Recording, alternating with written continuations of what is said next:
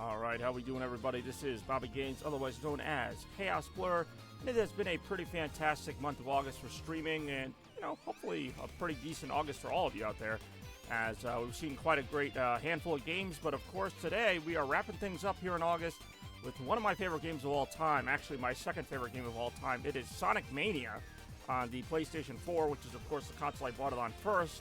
Later it came out on Switch, I got it on there as well. But have quite a few hours logged on this, this just great, excellent, classic-style Sonic game.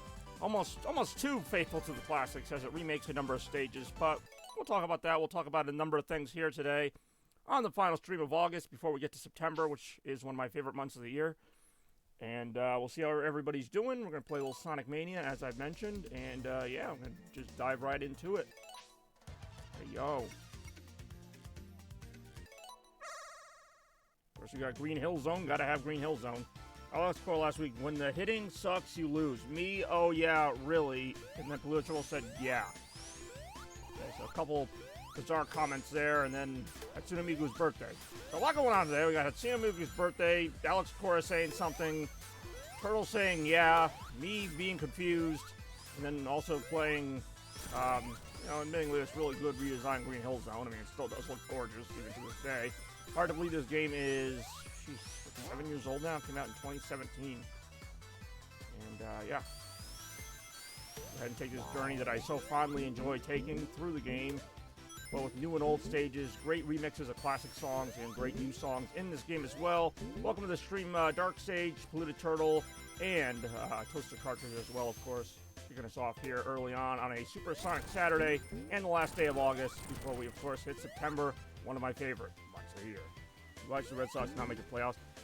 I mean, I get it, but from what perspective? Like, you think all of a sudden the front office is going to invest in, like, a bunch of ace pitchers if they miss the playoffs, and then if they make the playoffs, they're going to be like, oh, yeah, we're good now. Like, I think either way, they're going to do whatever they're going to do. So, like, what's the team going to be like? Hey, let's not try today because we want to send a message to the front office that we suck.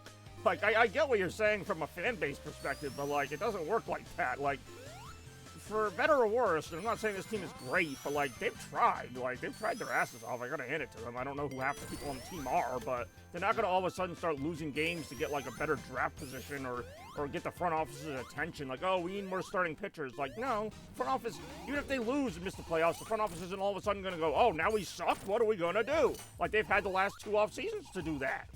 So, and same thing, if they make the playoffs, which, honestly, I'm not committed to it either way, but if they make the playoffs and they're out in the first round, hell, they might actually do better because they're better on the road than at home. They might do better as a road team. Alright, Deflategate is a different sport entirely, but anyway, having a serious conversation. If they make the playoffs and they go out in, like, 2 games or whatever, what did that really do, too? So, I mean, to me, at this point, it is what it is. They'll probably win, like, their 80 to 85 games. Let's not try and get swept and call it progress. I guess. Like, I get what you're saying. This ownership group, to me, doesn't seem like they really carry their way, so I don't... If anything, yeah, they'll probably be happy to have a couple of... Well, actually, no. If they make the wildcard game, I don't know how that works. Because they've changed the wildcard format so many times. I don't think they even get a home game. I was going to say they get, like, an extra home game and make, like, an extra however much money, but...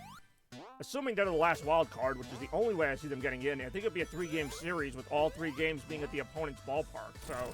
Ownership wouldn't get anything out of that unless they somehow won that series and went to the first round and lost, or the ALDS, whatever. See, this is how long the Red Sox haven't been in the playoffs. I don't even know how it works anymore. So, even if what you're saying is true, that it's a good strategy to lose and miss the playoffs, the team is not going to do that. Alex Cora is not going to go, hey guys, let's lay down today and let all these teams beat us. Like, nah, it's not really how any professional sport works. It's not how it works in basketball or football. I have Dave O'Brien. It really is not Bash of Berlin. It is Sonic in... I can't think of a good alliteration for this. Sonic in the States. Dave O'Brien called games for ESPN. I thought Michael Kay retired. Or am I thinking of somebody else? I don't know. That interests me even less than the Red Sox take on the playoffs, but... I mean, I know they are 2... Actually, I'm not even going to say great broadcasters. They're 2 broadcasters that I know. John Sterling. Oh, he retired. Oh, Michael... I find them all annoying. I even find Dave O'Brien annoying. He's the Red Sox guy. How you doing, Bax? Gearing up for Bash in Berlin, I'm sure, if you haven't already started watching it. I've been talking more baseball in this stream. I haven't even been paying attention to the game I'm playing. That's just how often I played Sonic Mania. I can just be on autopilot and just be like, yep, this is good. I'm running in Act 2. How the hell did I get to Act 2? I know why does that say you beat Act 1. I already know. Now let's go super here. Now I'll show you my real power.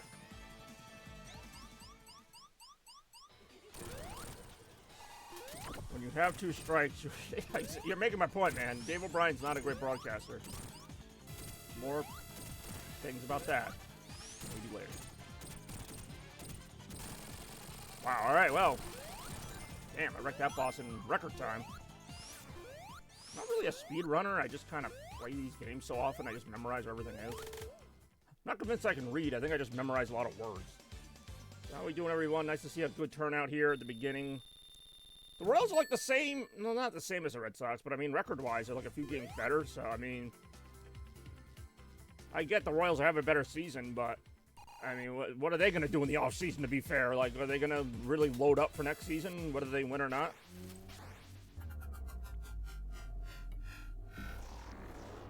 I think, yeah, the Royals, the Twins, there's a lot of teams that are having surprising good seasons, and hey, I'm happy for them. I like to see other teams get in there. Not do what the Yankees do, hey, yo, which is what, try? I mean, as much as I hate the Yankees, you never have to worry about them having a bad offseason. They're going to get somebody, if not 2 somebodies, to shore up their team. Oh, we already got like 5 All-Stars on our team? That's all right, we'll get a few more. But the Yankees don't give a shit. And I don't like that way of doing business. The Dodgers are the same way. Actually, the Dodgers have been even more notorious than the Yankees in recent years. But, like, the Red Sox are like the complete opposite. They're like, oh, we had a bad season? We'll get like a 3rd starter and call it a day. It's just... Forget about, like, showing, you know... I don't know what the word is. Like, forget about showing your fan base any, like, support. Just, like, for pride. You don't want your team to be that bad, I wouldn't think. Maybe I don't know how to run a team, but I would just think out of pride, you'd be like, hey, I'm putting this product out here that kind of stinks. Maybe I should do something about it. I don't know. That's just me. Forget about Boston and, you know, the reputation of the team, but just as yourself, like, if I own a team, I'm not looking to lose. Like, I'm not saying we're going to win every year, but damn, let's do something here. I mean, I get that reference, but I did not know the Yankees personally, so I cannot really say what they did or didn't do for the franchise. I know it's easy to pick out a franchise that didn't win a World Series for 86 years, but can't really blame that all on the various ownerships either. In the same way, I'm not, you know, this Red Sox team is going to do well or not, independent of ownership. If they do well, it's going to be because they put it out there on the field, and if they don't do well, it's going to be the same thing. They failed on the field. It's not going to be because the owners didn't do anything in the offseason. That die has already been cast. That was cast back in March and April when they basically said Brian Bayo is our #1 starter. Like, all right, cool. But for what it's worth, yeah, I've gone from not caring about the Red Sox to, like, no matter what happens, they might be one of the better Red Sox teams I've seen that's not going to be like a big threat to any playoffs. Like, like I said, like, I'm not like excited about them. I'm not disappointed in them. Like, last couple teams I've been disappointed in. This one, every now and then they show a little heart. Like, that's it. I do enjoy the Patriots losing a bunch of games this year. Although, hopefully not too many games, because I don't want them to be, like, picking #1 overall for the next few years. Because even they, or any team that, you know, finishes that badly so many times in a row, is going to be, you know, bound to pick a good player if they keep picking 1st or 2nd overall. I don't know what's going to happen with Drake May. I hope he sucks. But we won't know for probably a little while. But yeah, I mean, as long as the Patriots just stay mediocre, I'm even okay with them, like, making the playoffs once in a while and just ripping their fans' hearts out by getting blown out in the 1st round. That's cool with me, too. Yes, the Red Sox did basically. Which, in some weird ways, I kind of saw them ending up as, like, an 80-win team, which I think they could still end up as. But the way they've done it has been a little different than I thought. Like, at one point, they were, like, I don't know, within 5 or 6 games of the division. Like, they were, like, actually, like, 10, 12 games over 500, something like that. Sonic. I think so far, Turtle's trying to say as few words as possible. I think he's only done 1-word responses this entire stream. One of which was yeah, one of which was Deflategate, now one of which is Sonic. So Turtle is kind of staying on topic. I don't even know what the topic is right now. I was going to talk some Sonic Mania, but so far we're making record time through this game, and I have not really brought up the Blue Blur much at all. Outside of mentioning this game. We love the Yorker side, we just try to fall short. Yeah, they're okay. like I said, I don't blame the team. Like, every situation's different. Like, the 2021 Red Sox I just kind of didn't like, even though they ended up going to the ALCS. So it's not as easy as, like, oh, this team, you know, didn't win enough, or this team won too much. I don't think that would ever happen, but I don't know. There's some teams I just like more than others. I can't really describe why. I'm not saying I love this team, but I guess I went in with such low expectations that the fact that I don't hate them, gain. All right. Hey, how about this whole stream, just Turtle and Toaster just talk in one-word things, but they try to finish their, like, each other's sentences. I don't know what I'm saying.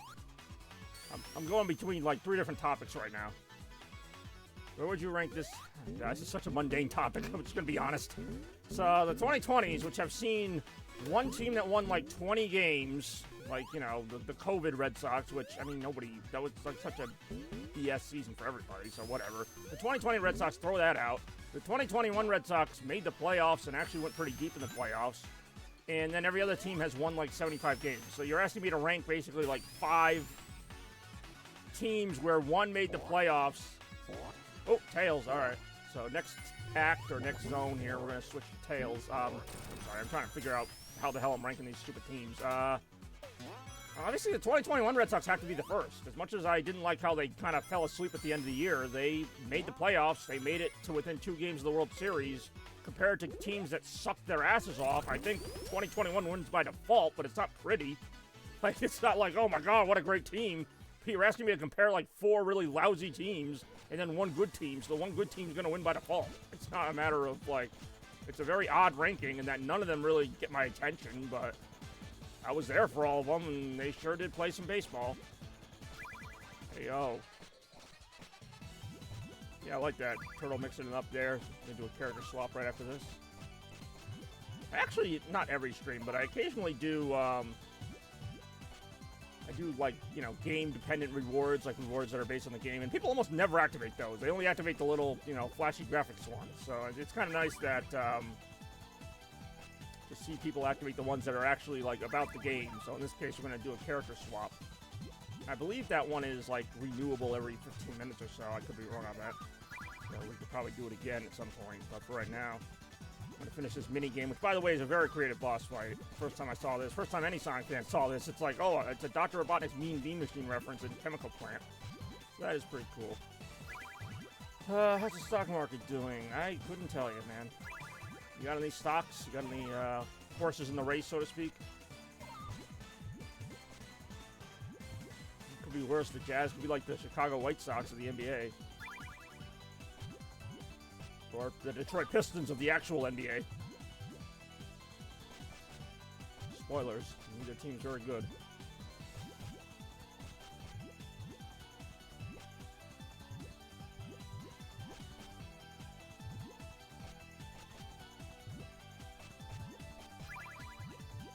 Robotnik's putting up a fight, but not really. Hey, what's going on, Randy? Cool breeze. All right.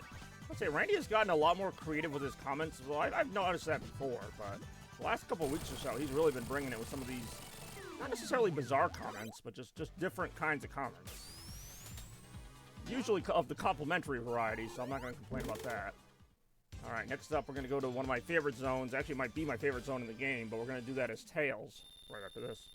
Randy, how are your stocks? Toaster is a lot better. All right, now we got some interesting, if not a little bizarre conversation going here.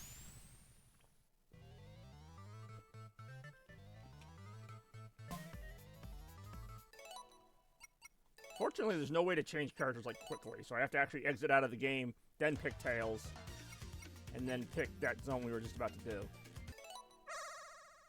So that's how we're going to jump in with that. Just want to check something real quick. I got a little time.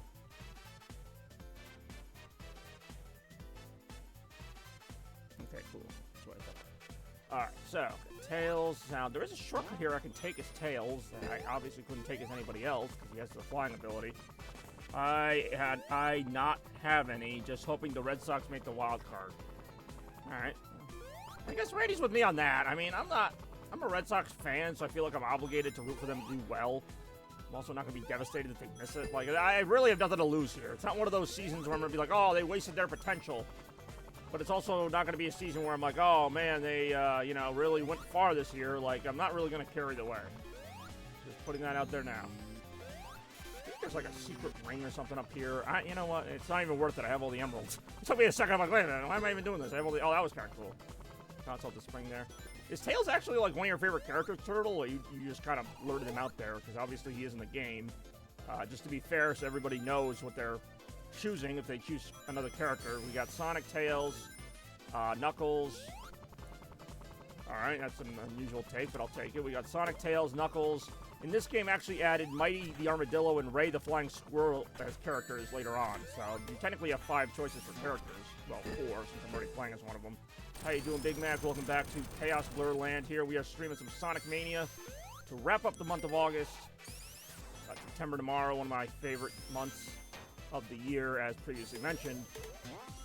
We got Randy, we got Toaster, we got Turtle, we got Tails. A lot of T words there. Or a few. Well, Randy would start with a T. I'm just going to stop talking now. I actually kind of used a lot of my good material in the first, like, I don't know, 5-10 minutes of the stream, so now I'm just kind of rambling. Oh, I was also going off of Dark Sage's lead there with the Red Sox talk. Imagine if there was a team called the Black Beanies, though. That would be funny. I do love Sonic Mania, though. My second favorite Sonic game of all time, as I started off the stream by saying. Just behind the all-time greatest Sonic the Hedgehog 3 and Knuckles on the Sega Genesis. That is not the effective strategy for me. Ooh, watch out. Do I want to go in the truck? Yeah, I'll go in the truck. Get in the truck, Tails. Don't ask questions, just get in the damn truck. Of course, that's a reference there. You didn't see it for long, but the little dots on the TV, a reference to the Sega Game Gear. I think that's that much of a creative logo. It's just 3 colored dots. Oh, here we got the boss. The Act 1 boss, that is. This game brought back the mini bosses for each act.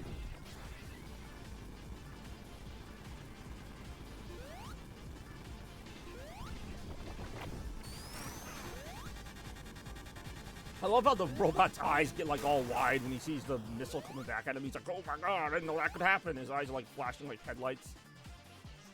Hey, yo.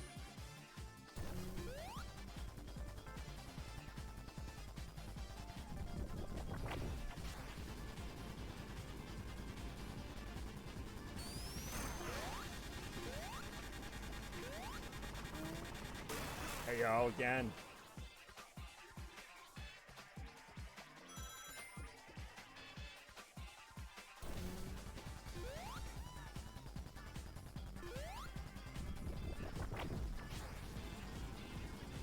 Also, what about multicolored scars? Did not know that. Oh shit! I didn't know that could happen. What just happened either? All right, time to go super. All I saw was what about multicolored scars, and then I ran into a missile. Well, pair of socks. I mean, if we're talking about literal clothing, then I suppose. Well, how do we define better in terms of clothing? More comfortable, better looking? I don't know. I'm certainly open to having that talk, and apparently I am having that talk. Talking clothes, sports, and Sonic here on a Super Sonic Saturday before September. Now I'm going to all S words. That's so superfluous. Stupendous, some might say.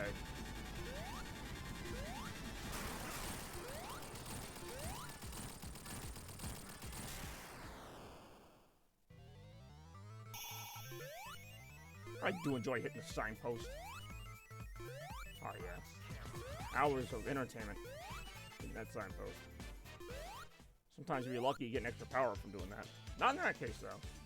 Sometimes.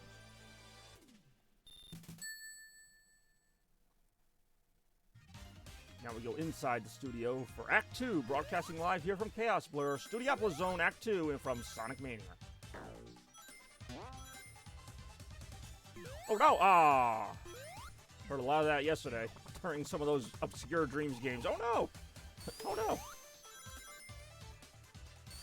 Usually get a lot of rings in this level too. We'll see how many rings I get right after this. Oh no! I don't get any rings with that. Hey yo. Gotta play better than that. This isn't like a super difficult Sonic game by any means, but you know, if you're not careful, stuff could happen. This is electric. Yeah, it's alright. I never understood how this thing works, but you almost always get rings from it.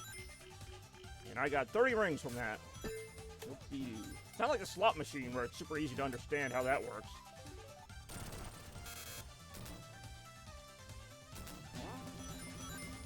There's also a ton of special rings in this. Not that it matters, because again, I have all the emeralds, but you can probably find like 4 or 5 special rings in this act alone.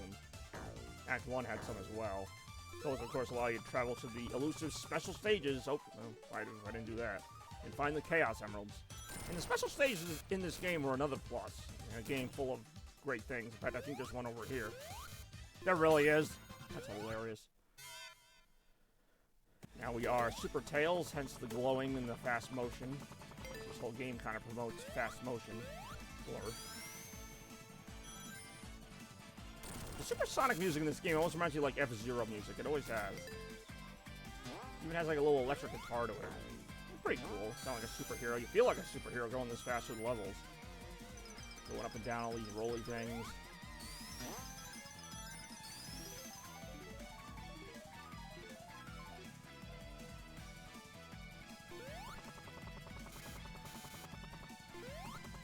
Whoa. Yep, see, there's another one right there. Like, they are everywhere. Oh, alright, I just flew right through that. But yeah, there's so many rings in this level. I'm probably going to get top 200, and that's even with me losing rings, like, at a pretty quick pace. I really just get to 200 even while losing rings at a very quick pace. Holy shit, even I didn't see that happening. More, right now. Whee! Yahoo! I don't need a mushroom to get me back in this race. Holy shit. I think there's something back here. I almost never go back here. Not like I need any more invincibility or speed shoes. Now it's time for a fairly easy boss that I really never even understood the first time. It's even easier as Super Tails because you can just kind of cheese it, but even without Super Tails, like, he doesn't do that much. I get it. He's supposed to be like a Weatherman type of boss. I mean, like, he's already gone. He has like 3 attacks. He can make it windy, he can make it like lightning with like a little lightning cloud, or he can make the sun come down and shoot a little ray at you. Like, it's really not anything crazy.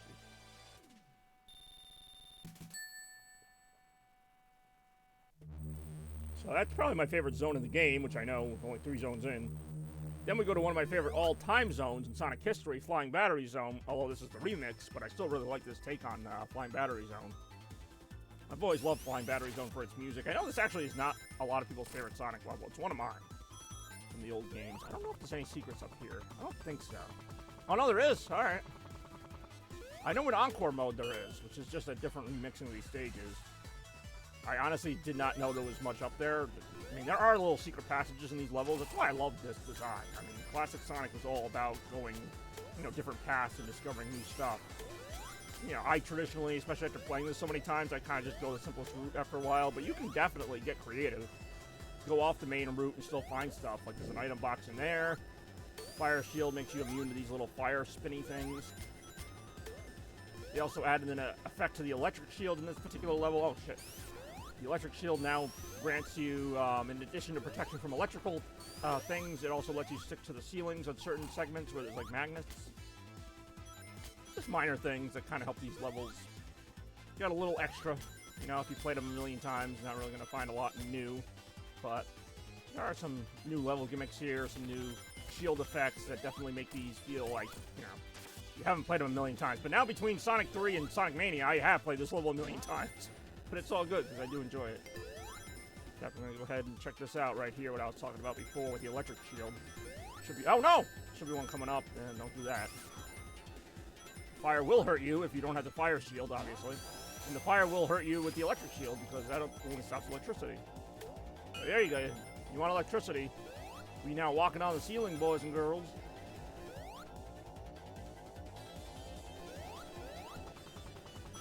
It'd be very easy to run into that fire blaster when you have the electric shield. You're just kind of cruising along or whatever.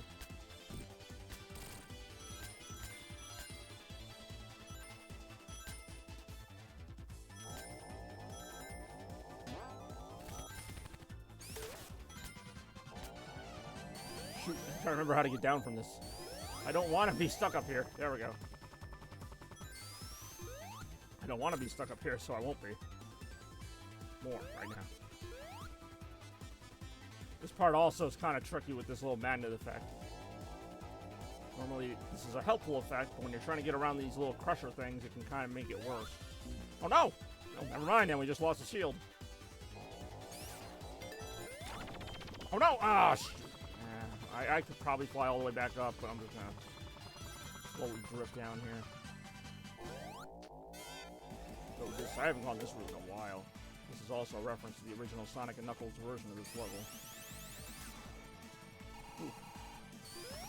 It's almost too fast for this, like, narrow. That's why I don't usually like coming down here as a super form. It's over now.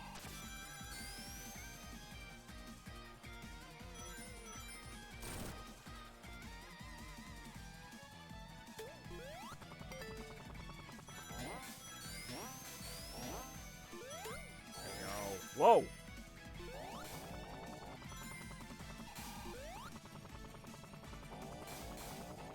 Whoa! Ah!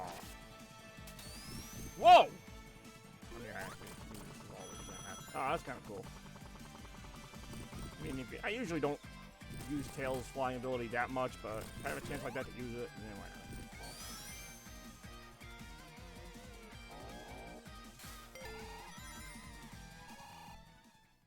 Nice little blueprint there in the background that foreshadows the Act 2 boss, but for right now, we are stuck in the garbage dump like Luke Skywalker and Han Solo in Episode 4. And the only way out is to beat that laser thing before the walls close in on you, which I've never had happen.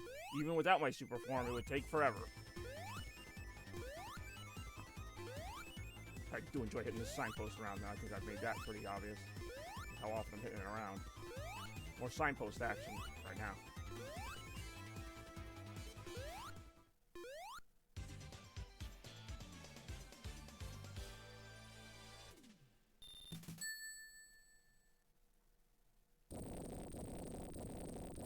Ooh, bunch of scraps.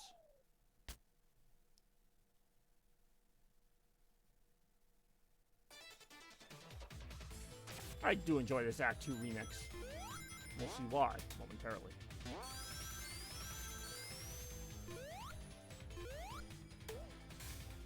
Whoa, that was close.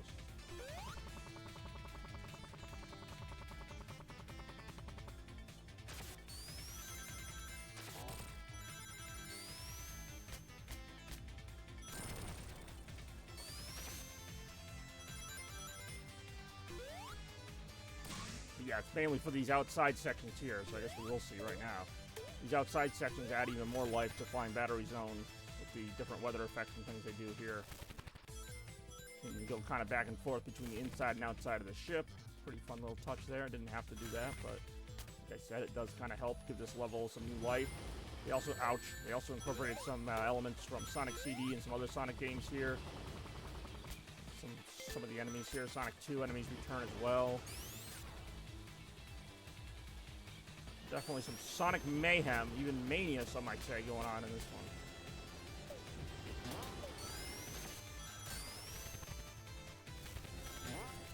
Whoa. I never did find out how to get in there. Get all those power-ups, but someday, maybe. Maybe not, I really don't know.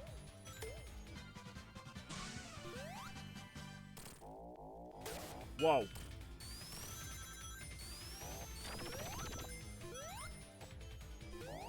Whoa! Oh, alright.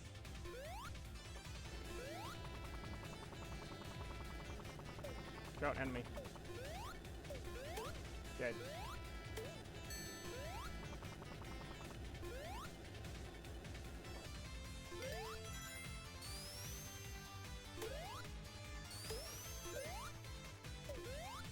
Whee! Watch out.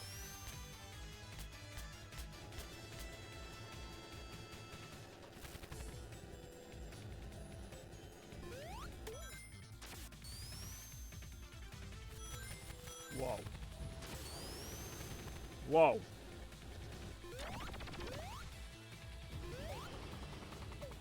I thought there was some, like, this is not, like, a required path. I don't really know what the benefit of going here is. Just a few power-ups look like. Whoa, alright. Taking this way around, alright. That did not do a whole lot.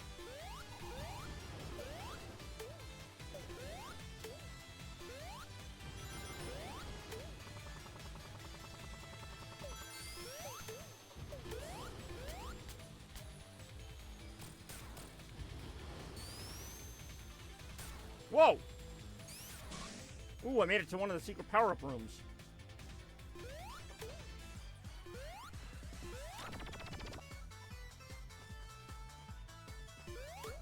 Ooh, rings!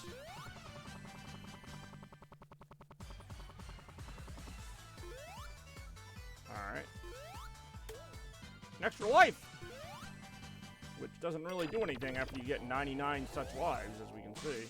Another secret ring out here if I needed it, which, spoilers, I don't. But if I did, where it would be.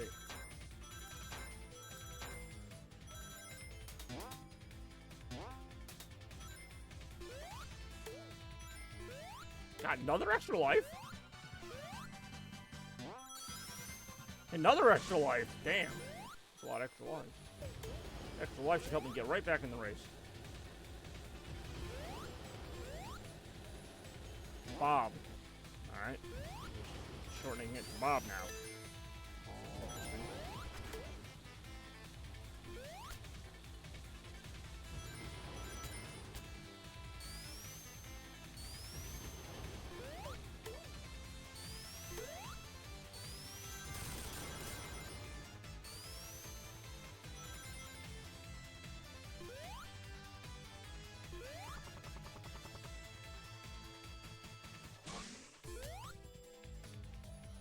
I do enjoy Bob and then nothing else.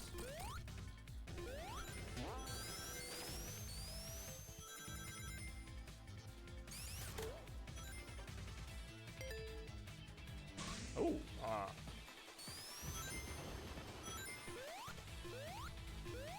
whoa!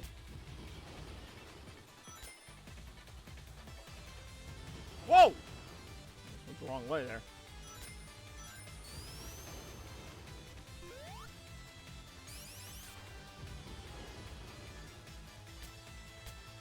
Stormy day on the deck of the flying battery ship.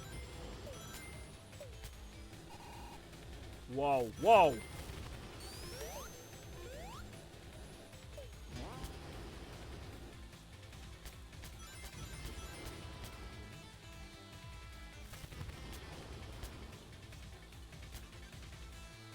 This mushroom will give, really will.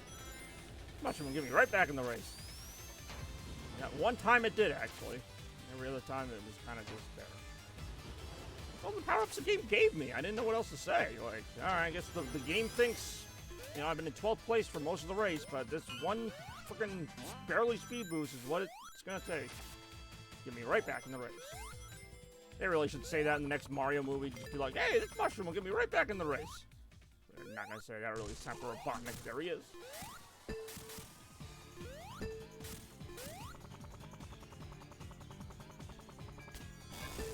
Hey, yo, get spidered, Robotnik. Just getting spidered. One of the longer acts in the game, actually. It really is.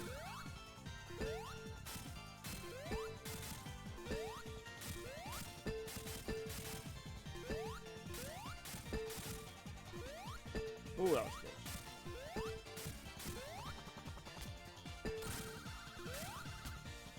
Ah! Ah! I tried. Wasn't nearly good enough. Whoa, watch out, spikes. Hey, oh, he's dead! That'll show him a thing or two. Throw button it.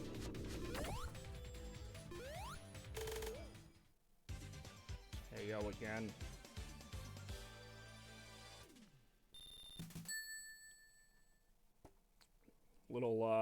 Neat little Sonic 2 Game Gear reference here with the hang gliders that bring you into the next level, which is another original one. Press Garden. Act 1 is nothing special to me, but Act 2 is pretty decent. Not that I dislike Act 1. It's an unusual Sonic environment, which I'm actually glad to see. It's something different. Would have been my first choice, but the only reason I'm more picky about the levels in this game is because there's only like 4 original levels in the game, so I kind of wanted to see more unique tropes out of them, but at the same time, I mean, Studiopolis and the other one I'm not going to mention yet are so great that it's really hard to get you down on Press Garden, but it's definitely the weakest of the original stages, which, again, there's only 4 of them. If there were like 10 of them, I wouldn't care as much. Like, this would have been a fine level in, like, Sonic Superstars when all the levels are original, but in this game, it's, you know, it's a good level. I mean, I think, like, Stardust Speedway and Hydrocity are better, but obviously we'll be seeing those at some point in today's playthrough. You're on a Super Sonic Saturday. What was that on? There you go.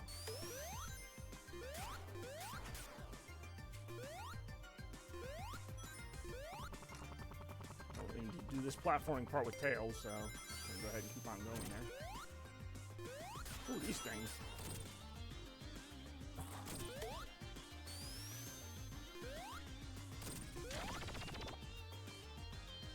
Whoa! Watch out. Ooh, platforming. Whoa!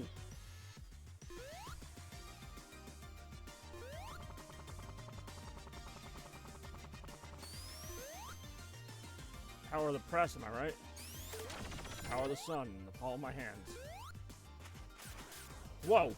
Ooh, another extra life! Almost hard to be surprised at this point. There's so many extra lives just splattered all over the place. I'm not even looking for them. Ouch! I do want to see what's up there, though. Whoa, whoa, whoa, whoa, whoa, whoa, whoa.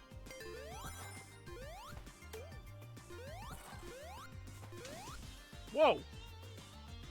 Okay, I'm trying to figure out where to go here.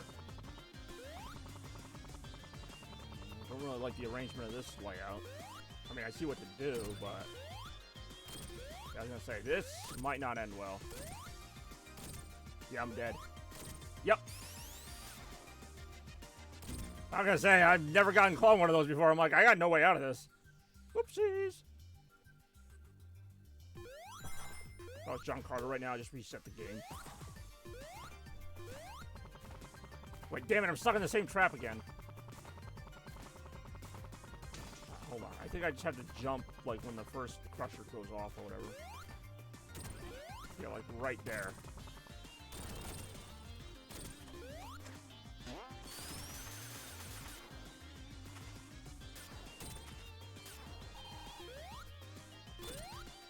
Oh, alright, there's a secret ring up here. I never go this route. We learn something new every day. Don't really need it, but there it is if you want it. Usually the higher route is the easier route. Not in this case. This is like harder than the main route I usually take. Oh, wait a minute. This is the main route I usually take now. Before that, we were on some other hidden route that I had not seen before, so... That's what I mean about how massive this game is. Like, this route's I'm finding like 7 years after my initial playthrough of it. And for a while there, I was finding new routes almost every time for like every level. Some are a little more obvious than others, but I mean, there's a lot of secrets and stuff to find in this game, so it is a real testament to classic Sonic level design.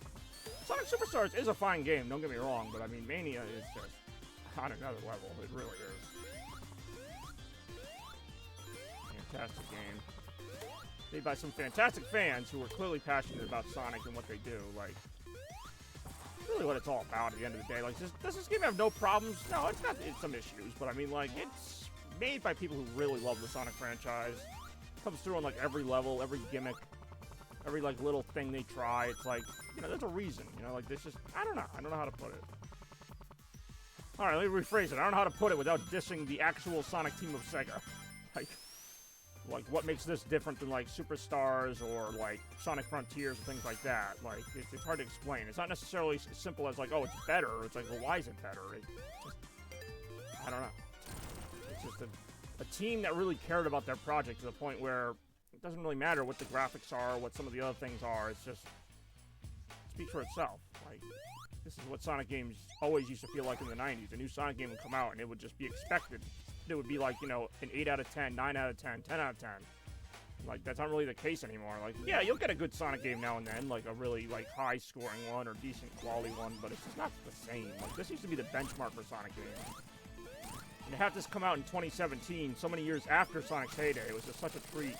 As a Sonic fan of that day, and it was quickly contrasted by Sonic Forces that came out at the end of the year.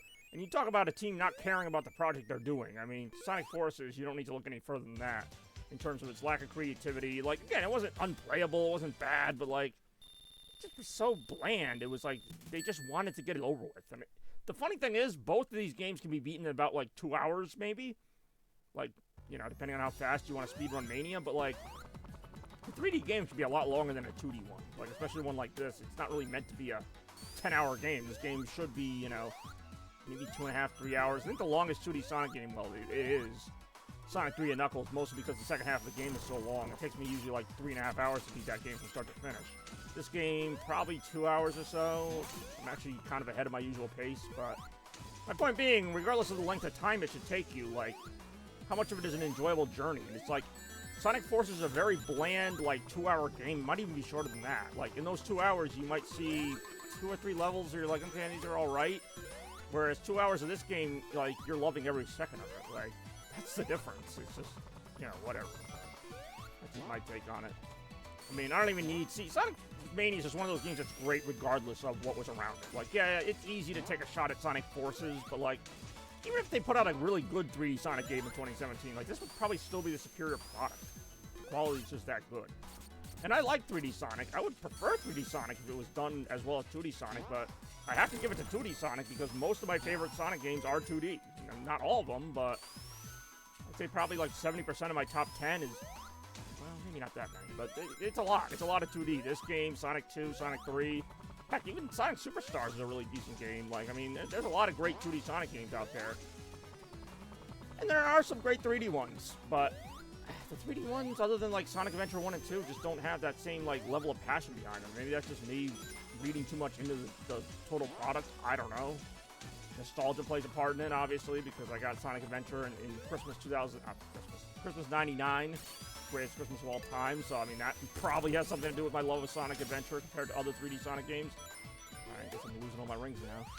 That invincibility came at a great time. I usually don't get bogged down in the lower root of this level, but looks like this time I decided to try something new. Let's try sucking this time. How about that? Suck, I did.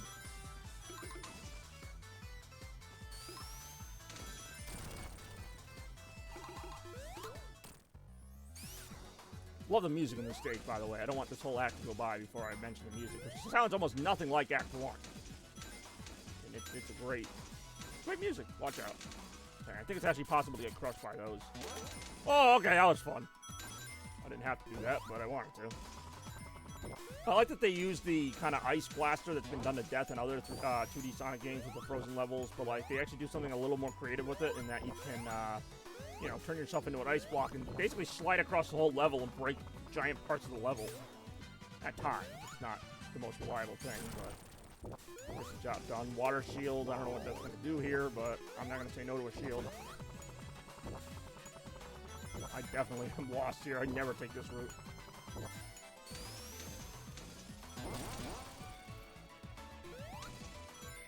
I think we're getting toward the end of the level here.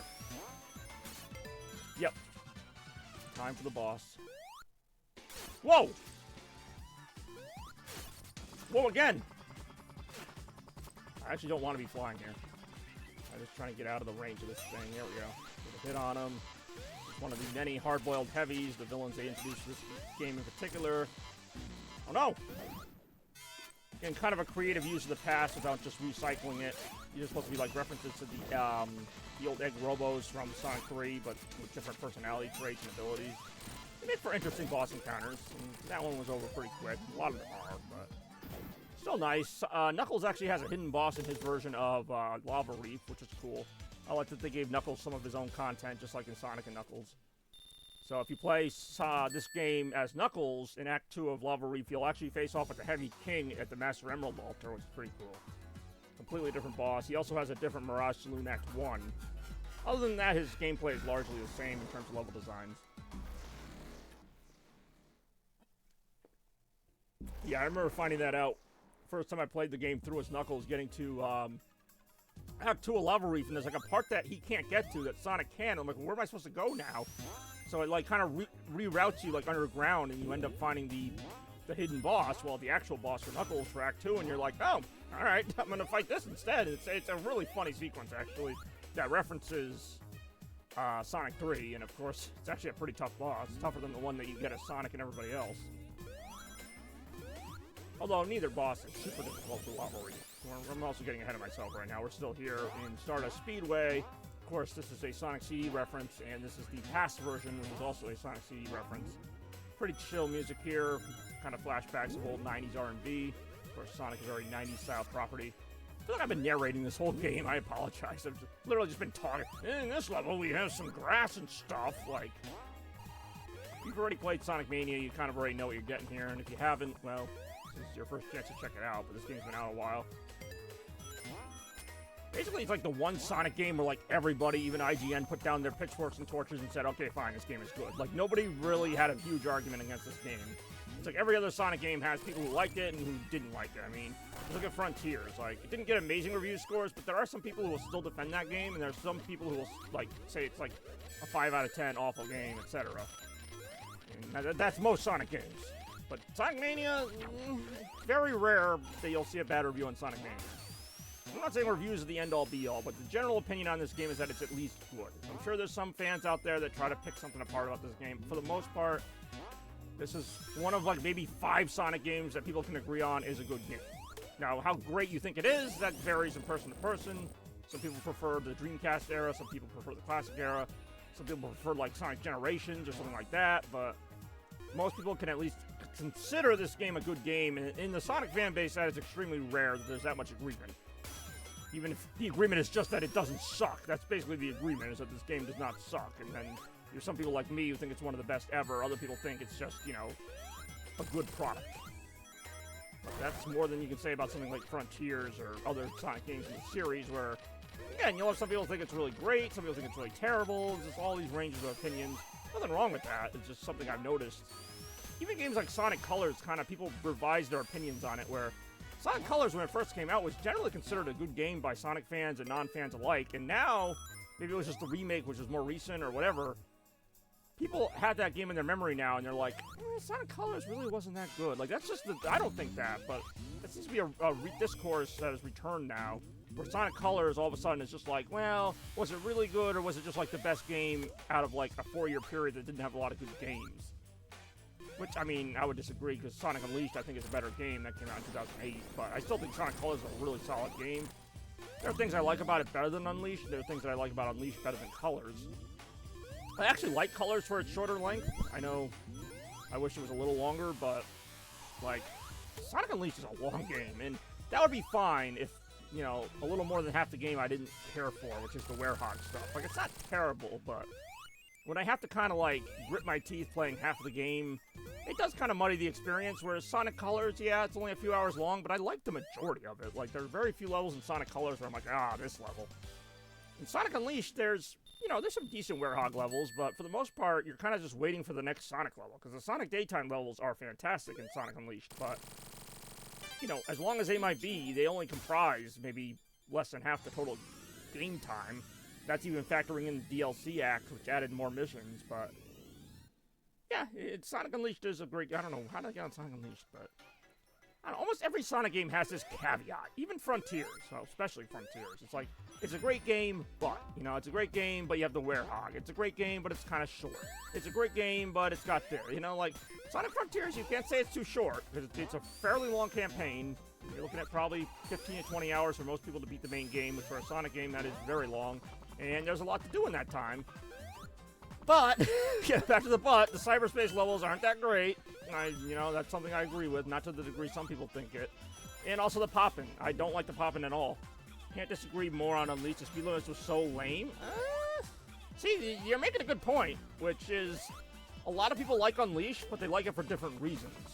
Some people like it for the Werehog. Some people like it for the speed stages.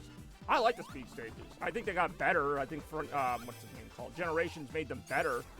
More, you know, more to do than just jump up and down and dodge, but I like some of the Werehog stages. I'm not saying I hate all of them, but there's some that just go on way too long, and they're just kind of like, you know, the puzzles, quote-unquote puzzles, are like, hit a button and open a door, hit another button and open a door, hold down the B button while you hit a switch. It's just like, okay, is this really a puzzle, or we just want to make it look like we're doing something else?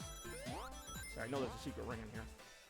But I was only saying that to get to this game, which is, I really can't think of a but to this game. I can't be like, well, no, that's not true. Unfortunately, my one big gripe about this game is they use a lot of remix stages. But the level design that's here is so good, I can almost forgive it. But yeah, I wish this game had more originality, because what is on display here, between the physics and the good level design, more than makes up for it. But if this game were all original levels, I still stand by that it would probably be my favorite Sonic game in the series. But I can't put it above a game that had all original stages at the time.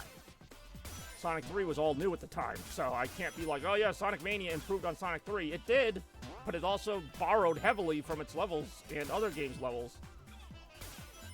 That doesn't mean it's bad. Sonic Generations is one of my favorite Sonic games, and that's all reused levels. But again, it's still it's reused levels. I take that into account when I judge a game. You know, Sonic Adventure is my favorite 3D Sonic game because at the time it was an all-new game with all new locations and a plot and everything that kind of gelled together. Same with SA2. And even those games have their things where it's like, well, I didn't really like doing this or I didn't really like doing that. But for the most part, it was a complete enough experience that I don't have that many complaints compared to what I like. Whew! That was a long bunch of words there. Trying to fight Metal Sonic as Tails, which feels a little anticlimactic. Metal Sonic and Tails never really had a thing against each other. But then again, neither did Tails and Shadow. We still saw Shadow kick Tails' ass in that trailer. It's kind of funny, actually. It's like, what the Tails, Knuckles, can't talk. Shadow just takes Tails and throws him like a ragdoll in that freaking trailer, and I'm like, why? Tails is just sitting there doing nothing. This part's actually kind of hard as Super because you hit the things back too fast.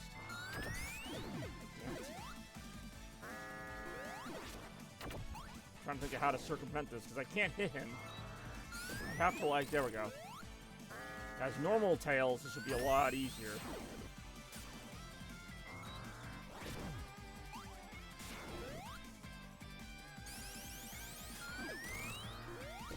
I also have to watch my rings here.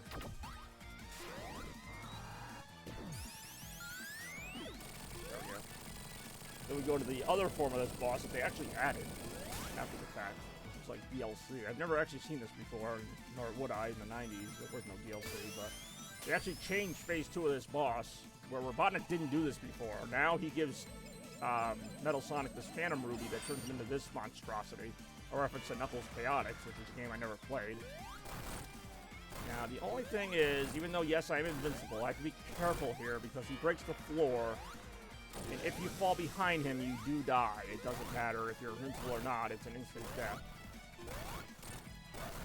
You know, first world problems here, not too difficult. And there you go, he's dead. That is the first half of the game, basically, because we are going to Hydrocity after this.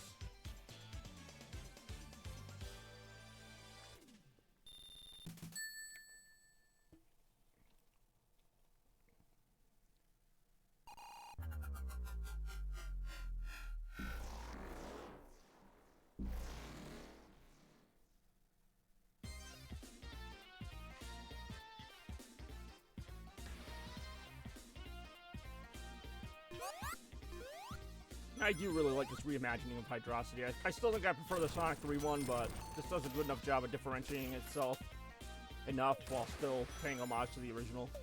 I'm glad to see this stage return. Like, they always bring back the same stages when they do remixes. Like, I don't even know if there is a good Sonic water level, but this would probably be it. This would be like the only good water level in Sonic. Most of the water levels in Sonic were terrible. I just made the mistake of going the really wrong way here, so now I'm going to end up stuck in this bottom path for a while. Even as good as this stage is, it has its weak points with these bottom sections. Of course, you gotta camp out here, wait for water bubbles. Sometimes they pop right out, other times you're waiting a while. You'll see more right after this. Watch out for these guys. Of course, they will suck your rings. Ooh, fans! I'm a fan of this gimmick.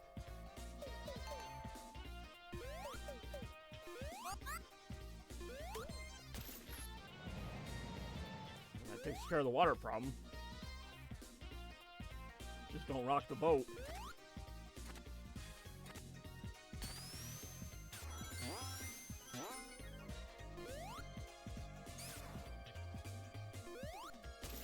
Oh, yeah. Oh.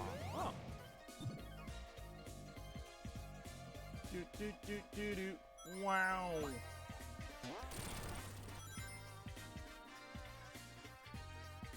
Watch out. Enemies. They're really starting to bug me, these enemies. Whee! Yahoo!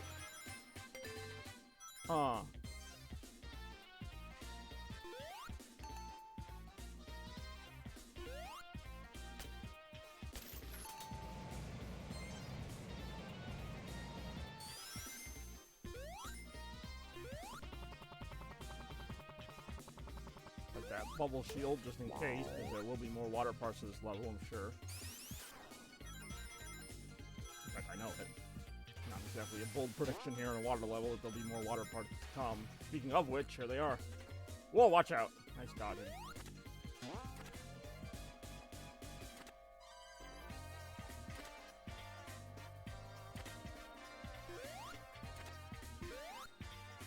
Whoa.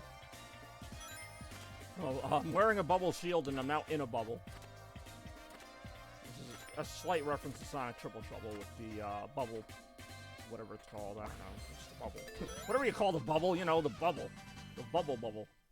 The bubble that comes out of the bubble maker. The bubble. Yeah, the bubbles are very reminiscent of Sonic Triple Trouble. Almost got hit there. Whee! Well, watch out.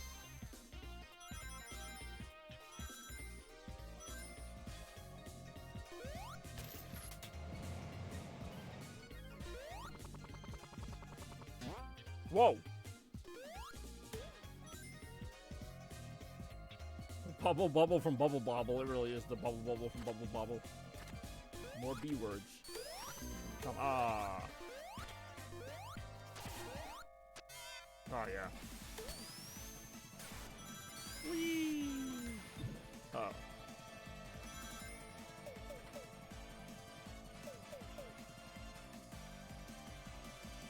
You ever play Sonic Mania, Big Mac? Not, I obviously highly recommend it. More right now.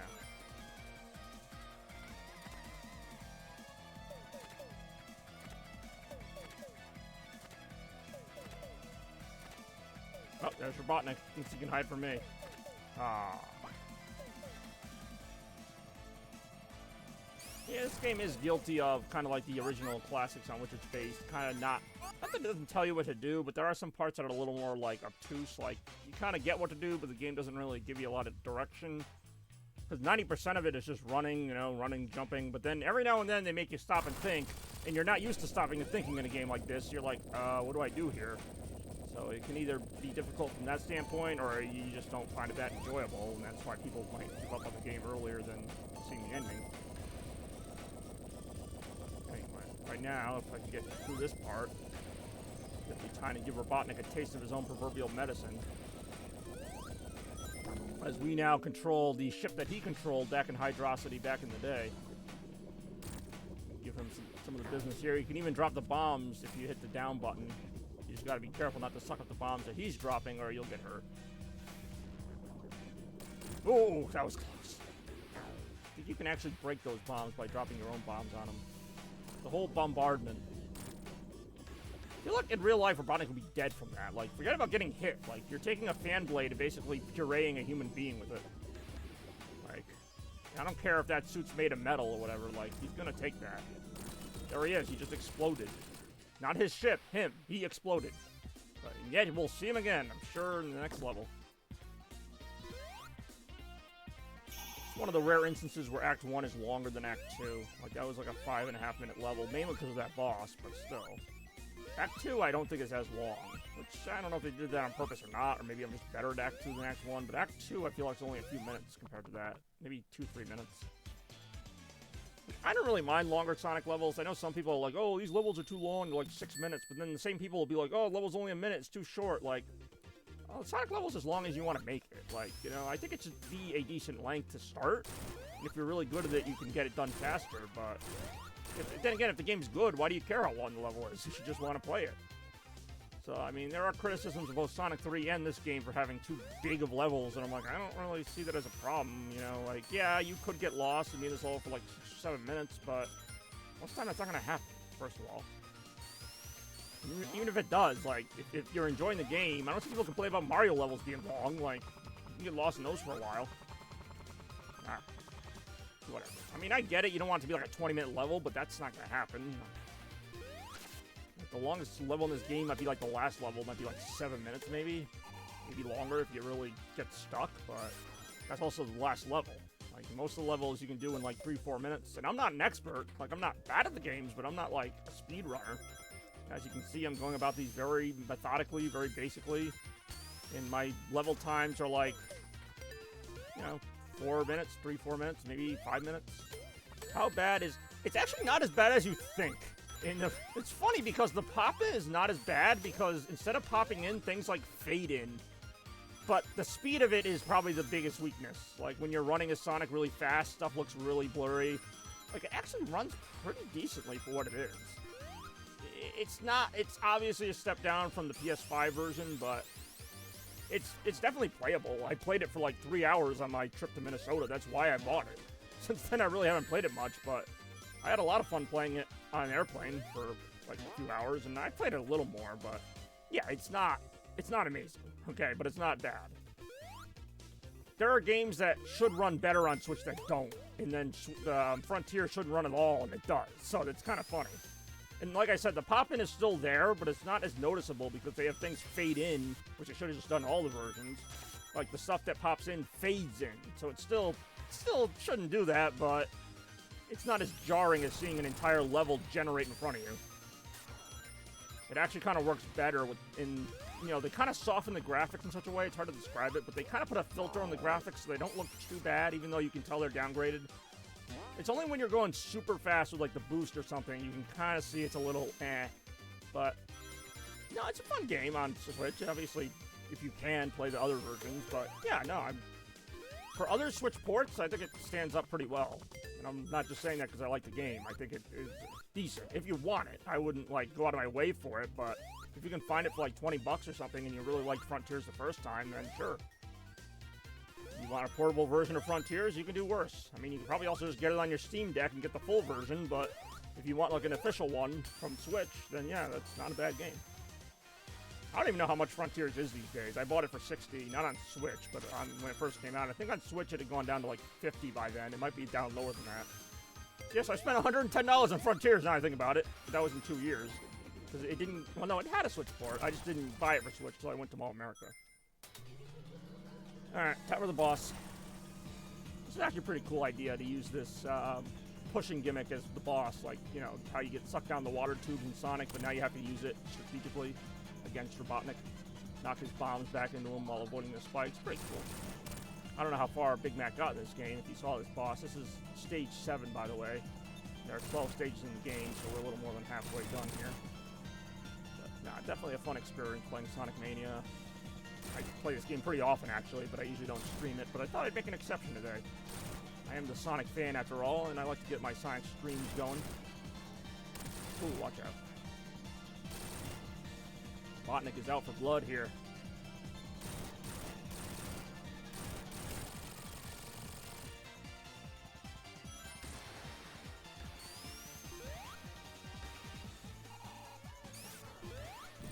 Oh no! Okay, this part here is a little annoying. Oh no! Oh no!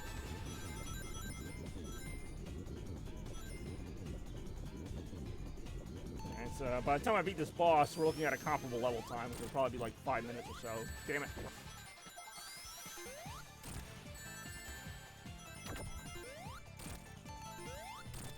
Damn it, how many hits does this guy take?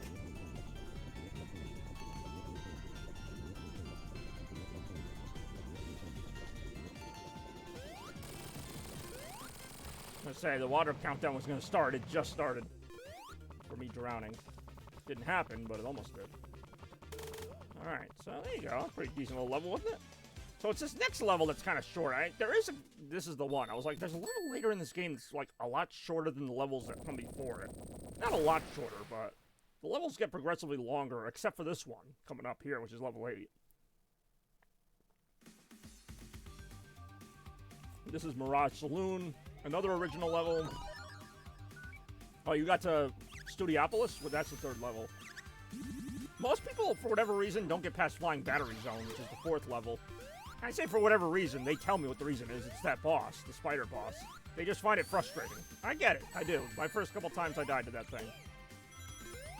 Not even a matter of it being hard, it's just a little annoying. Like, even now, I only cheese it as super. I don't know. Alright, fine. Yeah, like I said, Mania is not for everybody. But there are very few who will say it's a bad game. It just might not be their preferred style. This level actually is not one of my favorites. Not because of the desert thing, but just the sky chase motif. If you're not careful, you can fall off the ship or hit something at a weird angle and get hit. It's a little weird playing an entire level on top of a plane. Basically just a moving platform, an auto-scroller. Not a big fan of auto-scrollers in any game. Sonic games notoriously don't do them well. In like 2 years. Well, you know what, Big Mac? I believe in you. I want to believe everybody in this chat believes in you, especially Randy if he were here, which I don't know if he is, but I believe in you, whatever level you made it to. Like I said, this is by no means a very difficult game, and I'm not just saying that. Like, it's not easy, but it's also, I think Sonic Superstars is harder, to be honest. That's also because Sonic Superstars has longer bosses and no checkpoints between some really difficult parts. Despite the fact that Superstars doesn't have lives and this game does, you could hypothetically get a game over in this game, which I actually did, believe it or not. I'm not ashamed to admit it. First time I played this game, I made it to the 9th level and I got a game over on the boss. Because the Act 2 boss is difficult. Actually so difficult that they ended up, I'm out of rings. They ended up redoing that boss.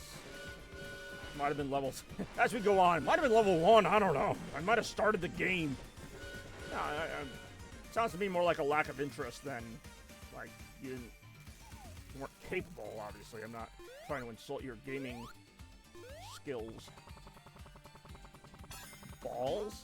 Okay, that does say balls. Just had to make sure. I'm like, it doesn't say balls, but spelled like that. This part's kind of cool. I wish this part went on longer. We were on the train trying to just do a little mild platforming.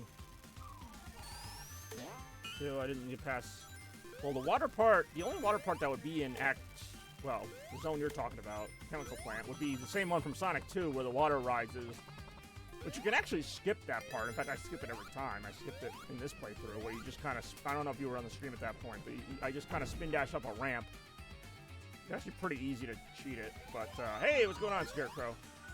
How you doing today, you Sonic Maniac? Playing some Sonic Mania.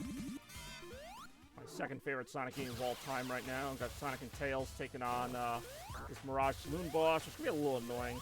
Has a lot of shit game, it really might. Why, Sonic Frontiers for sale? I mean, I'm not saying it's a shit game, but I'm wondering what brought that up.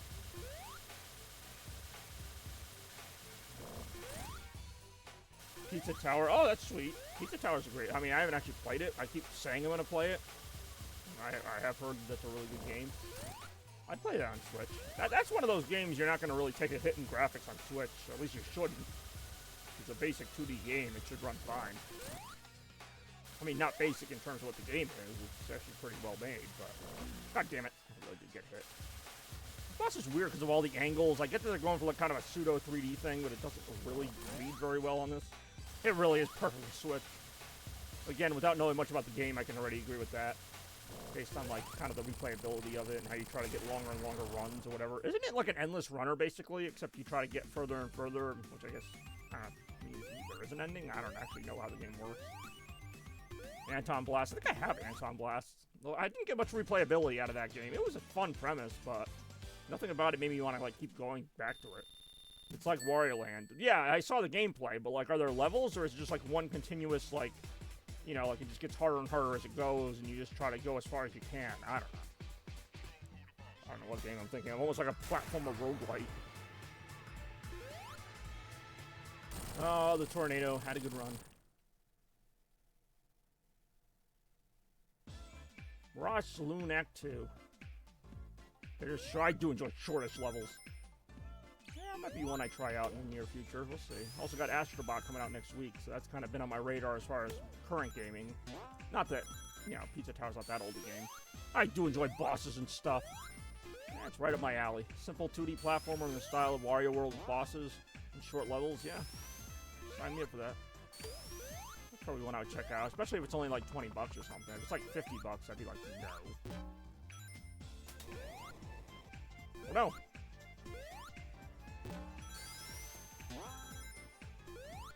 So unfortunately, these little bird beak flippers, or whatever you want to call them, are the only reference we get to pinball in this game.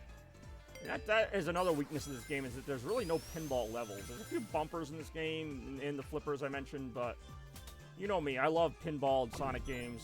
Superstars has an excellent pinball level, Pinball Carnival. And it would have been nice to see something, especially from this team that's very creative, it would have been nice to see something more pinball-based as an original level, instead of, like, Press Garden.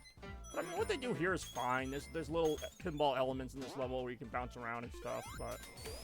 To me, you gotta have a pinball level. Not in every Sonic game, but at least in a game like this, where it's supposed to be, like, kind of a celebration of his anniversary. I mean, I did not say Sonic Spinball.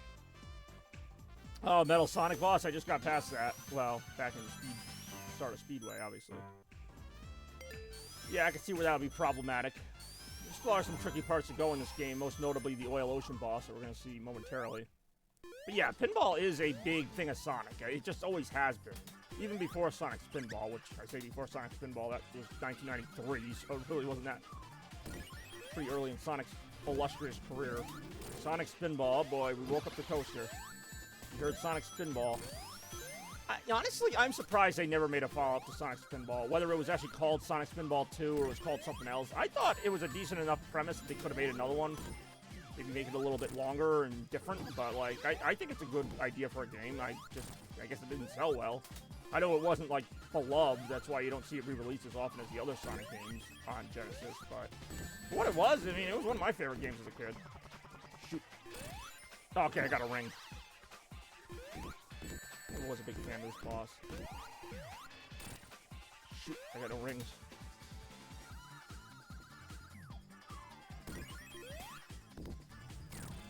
Ah, damn it, that wasn't the last hit. Woo! Dead. I'm sweating that one a little bit. I have died once in this playthrough, so this has not been a perfect playthrough. I died on Press Garden of all things. Press Garden Act 1. Hey, oh.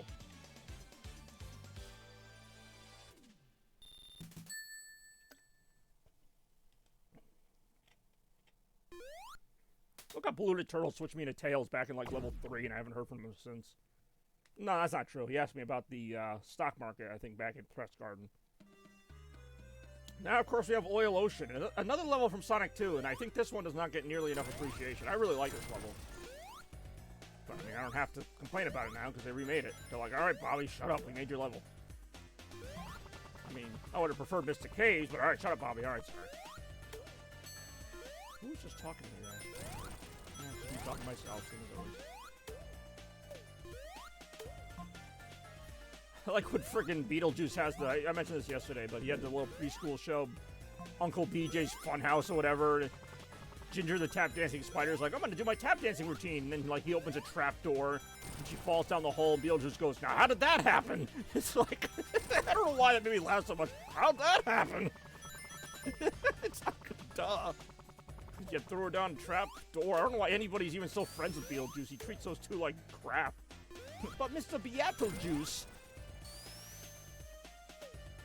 the neighbor across the street, or the monster that lives across the street, not too nice to him either. The one where they get stuck living together, that was hysterical. Yeah, I don't know why anybody would agree to live near Beetlejuice and, like, stay friends with him. Did you watch? I did. I don't want to spoil it for anyone who hasn't, but I have seen Deadpool and or Wolverine. I think everyone here's seen it. I mean, I don't know who else is here. I know Toaster's seen it. Alright, apparently Saddam Hussein was in it. I must have missed that scene, but...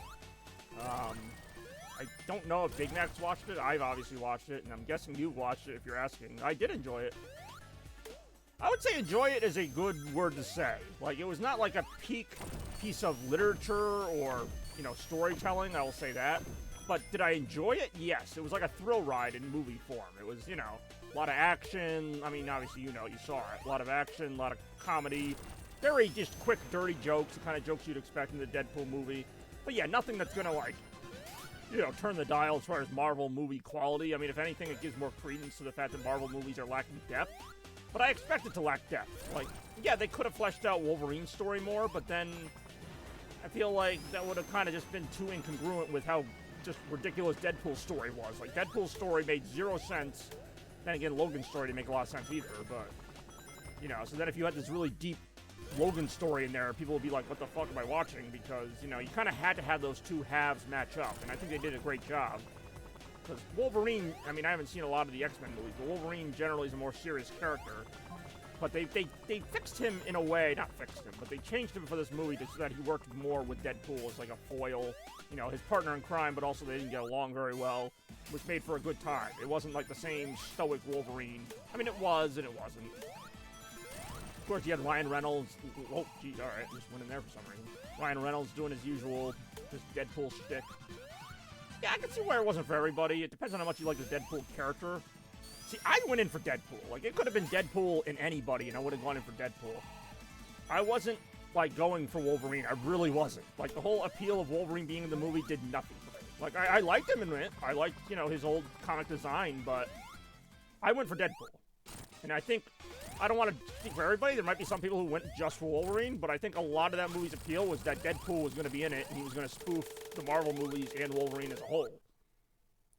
Like, I would have been fine with it just being Deadpool 3 with no Wolverine, maybe just substitute a few cameos in there. But, you know, they got the 2 stars in there. I'm glad they got him. Hugh Jackman was great. I think he was originally going to retire after Logan, so they got him back, and I guess he's going to do it till he's 90 if you believe the movie. But yeah, if I was more of a Wolverine fan, and like, I would say, I would agree with you, no, he's different than the other Wolverines, but I'm more of a Deadpool fan, and to me, it was Deadpool as I knew him, maybe the best Deadpool so far as his character. I still think Deadpool 2 is the better movie. I love Deadpool 2.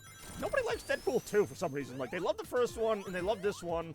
I'm just going by general audience reaction. You know, most people either like or love the first one, and they like or love this one, but they don't like Deadpool 2. That's like considered the weak link of the series, and I don't know why, because I love Deadpool 2.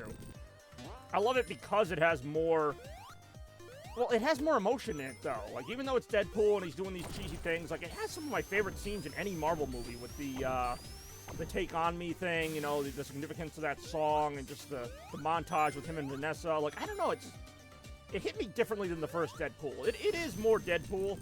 Deadpool 2 was great, dude. And again, I get it, because it kind of strayed a bit from Deadpool's personality. Cable kind of didn't fit in, but I'm okay with that. Just like I'm okay with Wolverine not fitting in with Deadpool all the time. Like, you need different characters. It can't just be Deadpool snapping off at the camera every second, which Deadpool 1 basically was, which was fun, but Deadpool 2 I thought did a better job of putting Deadpool with people that didn't just go along with him. Like, Domino was a nice kind of like ally to him that... Iron Man 2? Iron Man 2... I mean, if we're picking between Iron Man 2 and Deadpool 2, I definitely think Deadpool 2, but Iron Man 2 is not a bad movie either. I see a lot of people say that the first Iron Man's like the only good one of that trilogy. I think Iron Man 2 and 3 are good movies. They're not as good as the first one, but they're still good movies.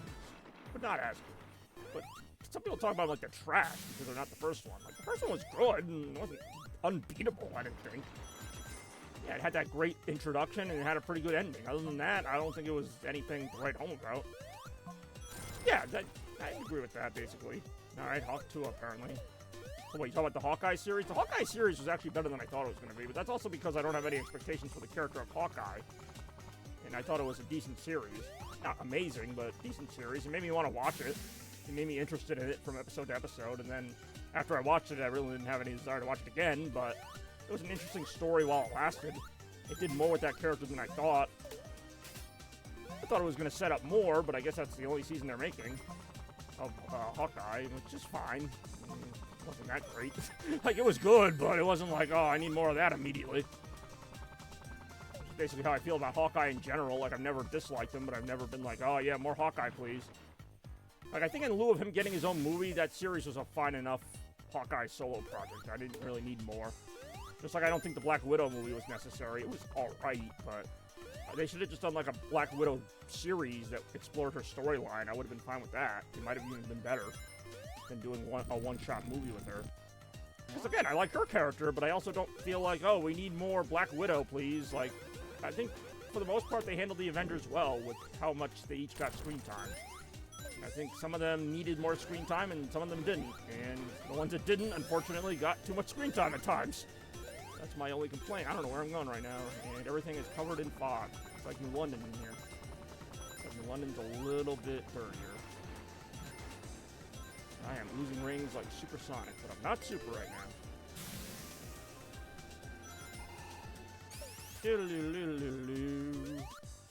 Oh, time for that boss, I think.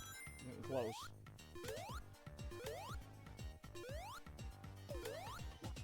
We're like in the last quarter of the game now, so level's gonna start getting longer and more difficult. The bosses, though, for the most part, don't really get that much harder. This boss is a little tricky. Next boss, not too bad. Yeah, basically the rest of the bosses, other than maybe the final boss, really don't give you much of a challenge, other than this one coming up at the end of this act. Which is fine. I mean, they don't all have to be difficult. Alright, Hawk 2. Toaster will say something, like, if I don't have some immediate reaction to it, he just spams it, like, 5 times. Like, I read your thing, I didn't care about it. Like, it just... You know, like, it's great if you want to post that, but I'm not going to really say anything about it. I don't have a lot of knowledge on the topic of Hawk 2. I know what it is, but I don't care. I'm pretty easy to figure out what I'll respond to and what I won't. Hell, I'll respond to Nick or Treat more, because I at least have more of a fond memory of Nick or Treat growing up in the 90s. I used to watch all those things. Nick or Treat, or Snick, which was the Saturday night Nickelodeon with the orange couch. Pretty much any of the special Nickelodeon seasonal things I was really a big fan of, like Nick in the Afternoon in the summer. I mean, being a fan of Nickelodeon was great back in the 90s. Like, there was always something for you, whether it was summer, fall, you know, Christmas, whatever. They always had something great going on, programming-wise. New shows, you know, your old classics always coming up with new stuff. That was Nickelodeon. I don't know what they're like now, but alright, fine. Hawk 2 and Nick or Treat. Hawk 2 is an actual thing and not just... Yeah, it's kind of both. I'd rather not get into it, but yeah. I mean, Hawk 2 has always been sort of a word where it just basically means you hawk a loogie, for lack of a better phrasing. It just means, you know, Hawk 2. You just, like, spit, basically. It's so original, right? I actually don't really remember how to fight this boss, like the quote-unquote right way. I basically just kind of jump around a lot. Never been a fan of this boss. I was never a fan of the original Oil Ocean boss on which this is based.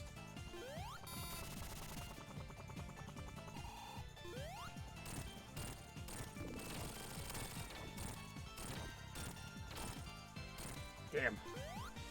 Let me get that last hit in there before he got under there.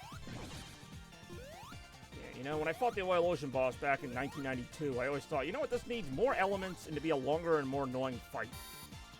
The one thing about that fight is you could cheese it pretty quick if you needed to. This one, you still kind of can, but you have to kind of get lucky.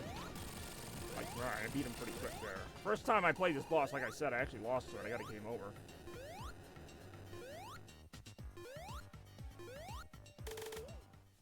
Alright, there you go. There's Oil Ocean. More right now.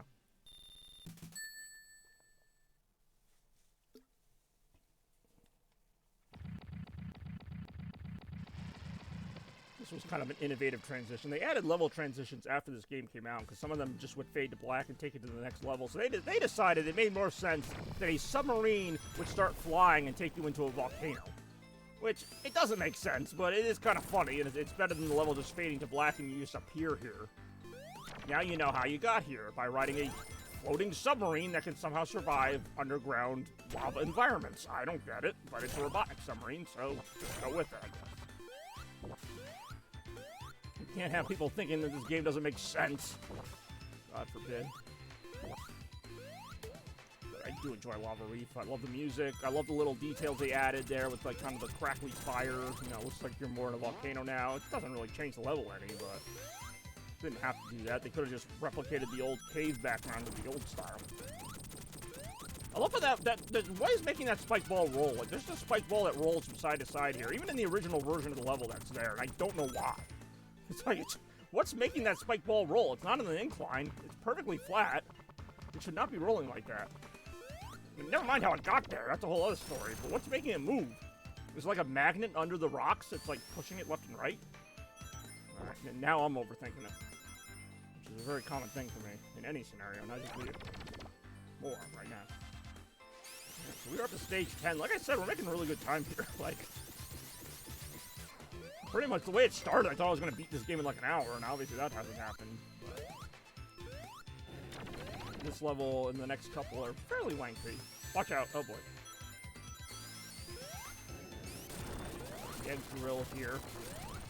Little detail there that I like that this game does fairly consistently without making it obvious. In the old version of these games, I will admit, it was pretty easy to run into a hazard. Even if you saw it coming, you just run. There'd be like an obstacle, like, say, right there, right to my right. This game does stuff like kind of put little fences up or little... It's very subtle, but it's things where it's like, okay, you can kind of guess an obstacle's coming up now. Whereas the original games, it would just be all open. So you really had no way of knowing when the level geography was going to suddenly change and there'd be something in your way. doesn't always do that in this game, but there are times where it's like, okay, either through audio cues or a visual cue, you can tell, okay, I need to slow down here. Like that little rock there that kind of separates you from the crusher. In the original game, that ground would be flat, and if you're not careful, you might just keep walking into the wall and get crushed because you don't look above you. But then you look at the flat landscape, like right there, same thing. You had to spin dash into that so that you have a second to go, okay, what am I supposed to do here? I mean, if you're really fast, you can just jump over it and, you know, still get crushed, but it's just there. It doesn't really change the gameplay that much, but it shows that the developers looked at past Sonic games and said, okay, let's make it just a little more fair. You can still go fast, but, you know, just beware. If you see, like, a little bit of an incline, there's probably going to be, like, an obstacle or something on the other side. So, like this here. See, I'm eyes open here. Now there's nothing here, but I was like, that made me think, like, okay, there's going to be something on the other side of that. There really wasn't. There is here, though.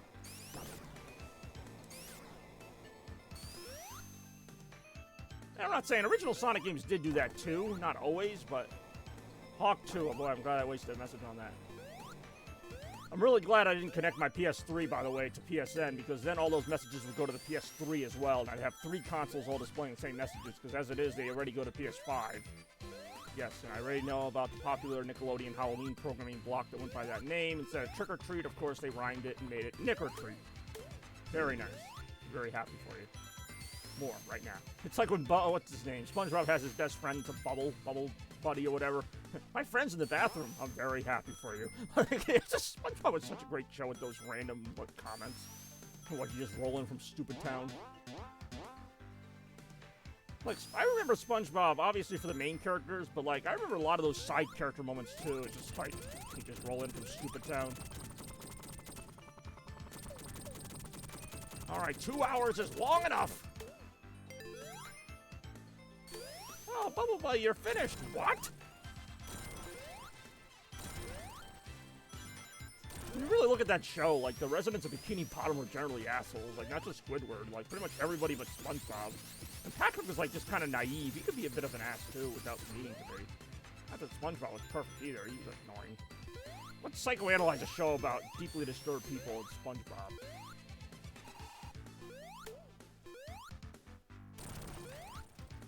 It was a fun show, that SpongeBob. I know it's still going, but as far as the episodes I remember from the early 2000s were great.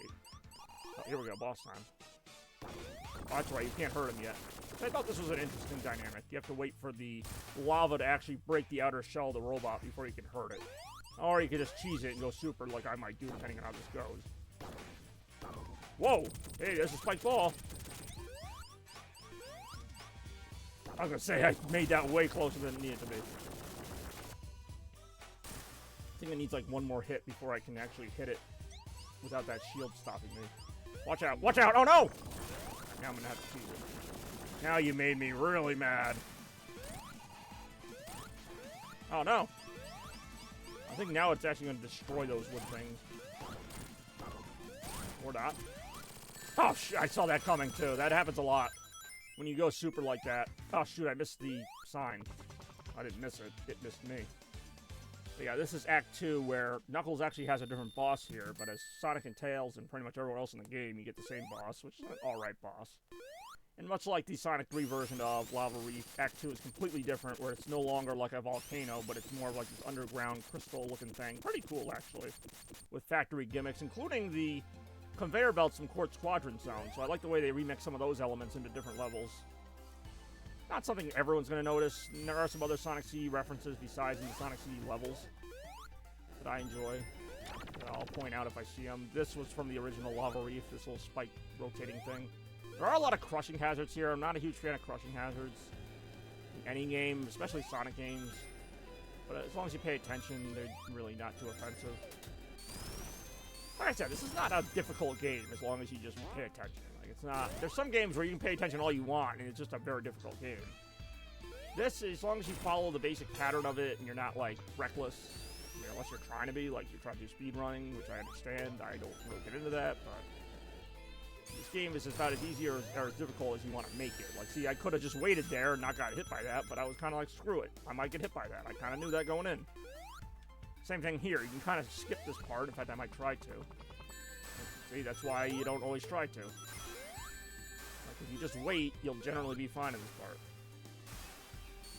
And people like always just like, oh, Sonic's all about speed, and like I got killed by the thing because I moved too fast. Like, well then don't move too fast. Like, don't be an idiot about it. Like, that's any game. Like, would you blame like a Mario game if you were just running all over the place and you dropped into a pit? No, because like you're not supposed to do that.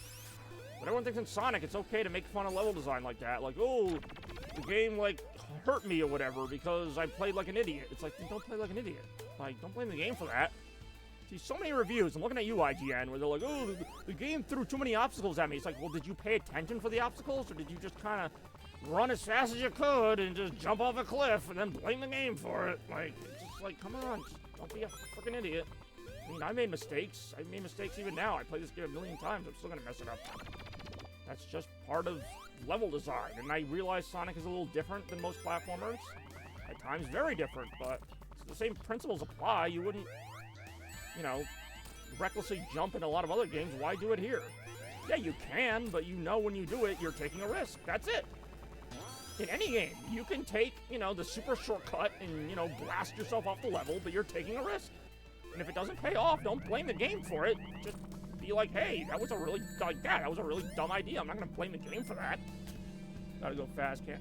I'm not blaming the players for going fast, because I get that. And also, I kind of also hate that Sega did that with the whole shift of gotta go fast, but... Because you're right, it does set up expectations like that, but... Yeah, you can go fast, but just like in real life, you can drive your car 100 miles an hour, but don't be surprised when the walls start coming at you faster than before. Like, it's not the car's fault. I can go as fast as I want in this game. And you know, that's just me. I mean, anybody can. You know, I mean, to be fair, this game gets the least criticism as far as, like, cheap deaths. This game, generally, people consider this game too easy, because that's the other extreme, is that, you know, if you want to cut down on that speed bump feeling, then, yeah, you have to kind of remove some of the impediments so that you are able to go really fast. So it's kind of like, do you want an easy game, or do you want, like, a balance? And I think this game does a decent job of balancing it, although sometimes I think they take too much of the challenge out so that you can just mindlessly go fast. That's just my take on it. And that's kind of the line that Sega's had to toe for many years now, of, you know, do we just make these levels as basic as possible so that you get that sense of speed, or do we put more nuance in them, but then you can't just go 1,000 miles an hour?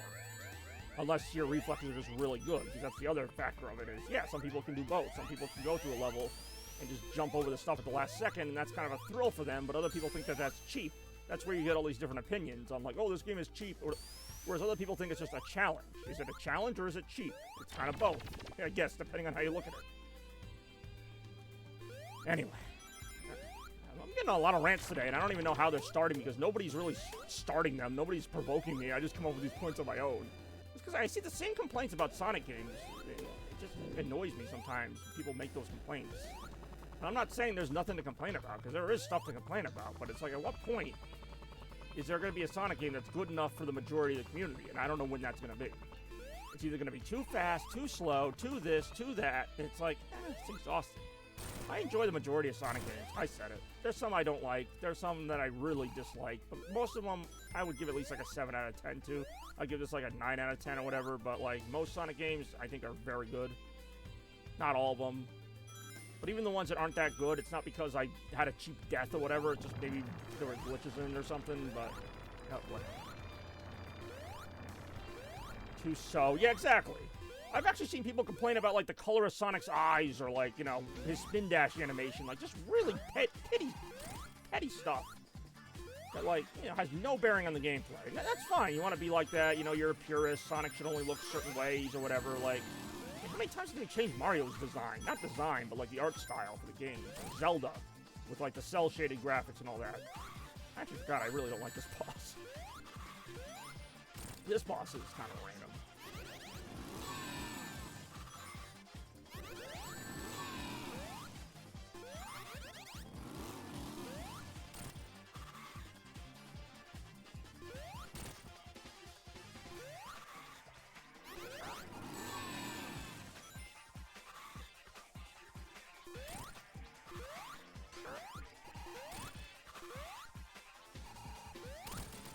One of those bosses where you just have to kind of take your hits and then just get your hits in. Like, it's nothing too complicated. I really am, and I don't know why. Especially for this game, because I love this game, and I'm not complaining about this game at all.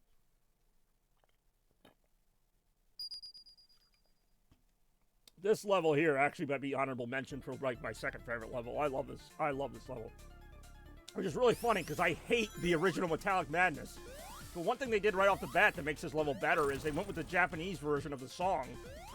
The American version of Metallic Madness sounds like a funeral. Like, it just sounds really just depressing and bad. And I'm not saying, you know, it's supposed to be a grim level with all the metal, but like, this version's so much better. There's not, I mean, there's still some pretty cheap placement of enemies like this thing here, but for the most part, they improve on everything from the original Metallic Madness. They add a lot of stuff that wasn't in the original. It's a much more fun level while still being a challenge. Yes, society does suck, but that's a separate issue. Plus, as Tails, as we just saw, I can kind of cheese some of these little pits here.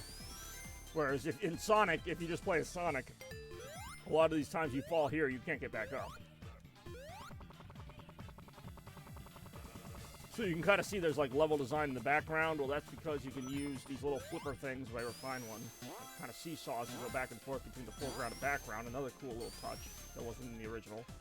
This actually wasn't in any 2D Sonic game, and I love that they added it here. It's only in short bursts, but you can go into the background of the level and do little platforming sections. Sometimes they're shortcuts, sometimes they're just different arrangements of things. But it's still a nice little touch. I really enjoy stuff like this. Like I mentioned, the music's just so much more energetic, so much more, like, electric for this kind of level. And this is not a new song. It's from the Japanese version of Sonic CD, but I'm used to playing the American version of Sonic CD where I'm playing, like, the really dark music, which is, I mean, it works for a final level, but this also isn't the final level of this game. It was the final level of the CD.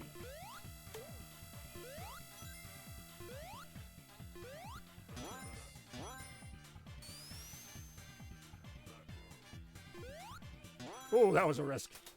I did not know where that bumper was going to take me. And thankfully, I did not get crushed there. Or not get hit by spikes, rather.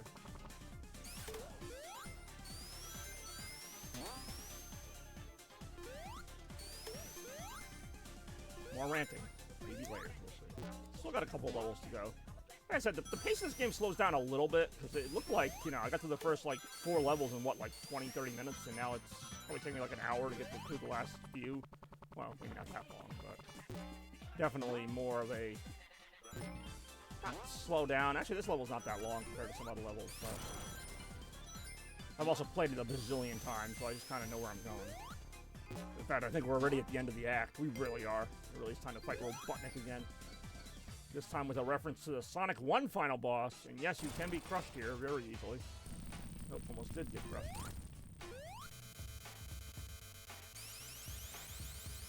Actually, I do find that this aesthetic fits in pretty well with Metallic Madness. Oh, I mean, it was also at the end of Scrap Brain in the original Sonic 1. I mean, it's basically Sonic CD's version of Scrap Brain. What does get a little tricky here is the second phase to this fight that they added, though it's not in the original. Yeah, well, there's that, which is just me getting unlucky. But there's also a second phase to this fight where you basically have to really pay attention. We'll see why momentarily. In fact, even going super won't save you on that part, because it is a crusher death. Death by crushers. God damn it, again. I usually don't play this boss. I don't play this boss very often. So, it looks like you're done, but you're not.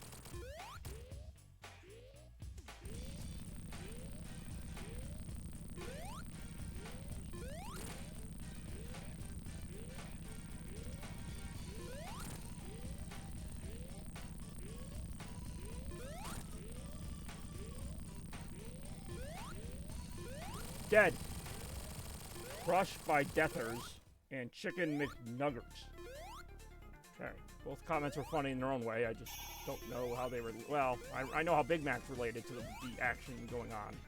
I just don't know what Chicken Nuggets have to do with Metallic Madness or a Crusher-related death. Oh, I got a metal shield. A metal shield, but may as well be. It's an electric shield.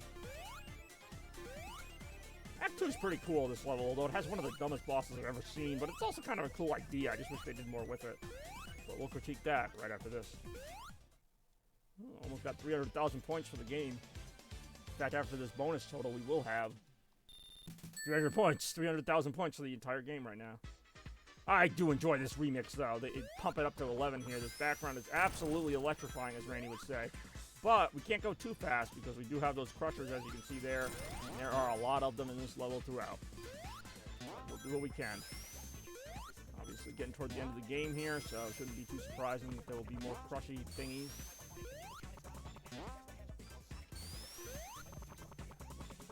Watch out. Just gotta watch where you land, that's all. Ooh, blades! Ah, damn it. I didn't mean to do that. Watch out.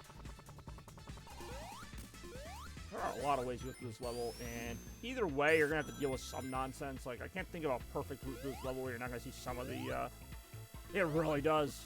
Yeah, this level particularly. Not that the final level doesn't have some crushers, but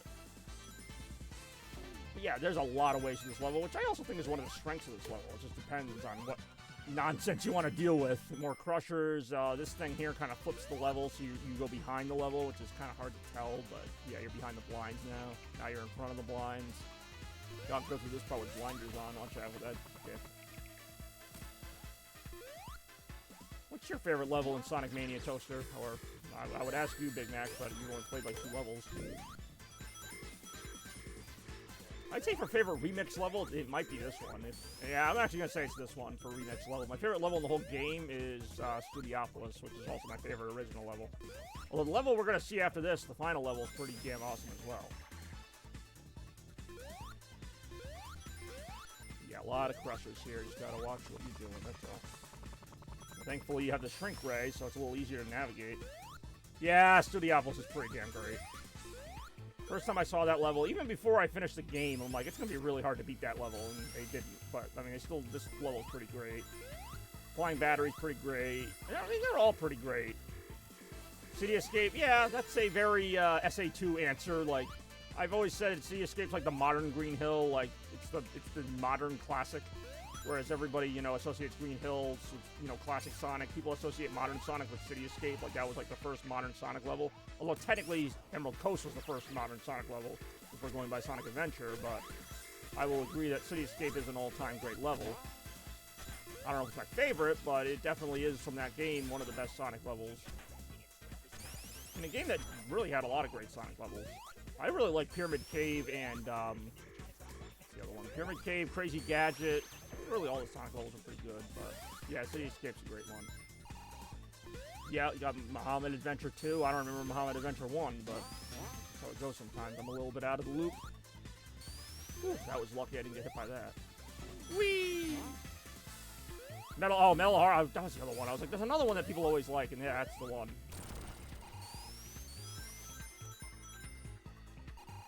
Well, then you should be all psyched up for Sonic Movie 3, Big Mac, if you're into Sonic Adventure 2 stuff.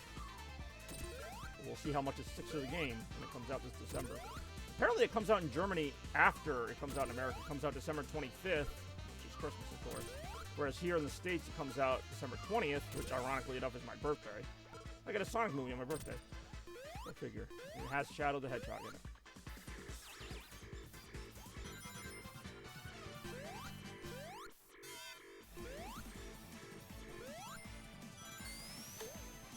Whee!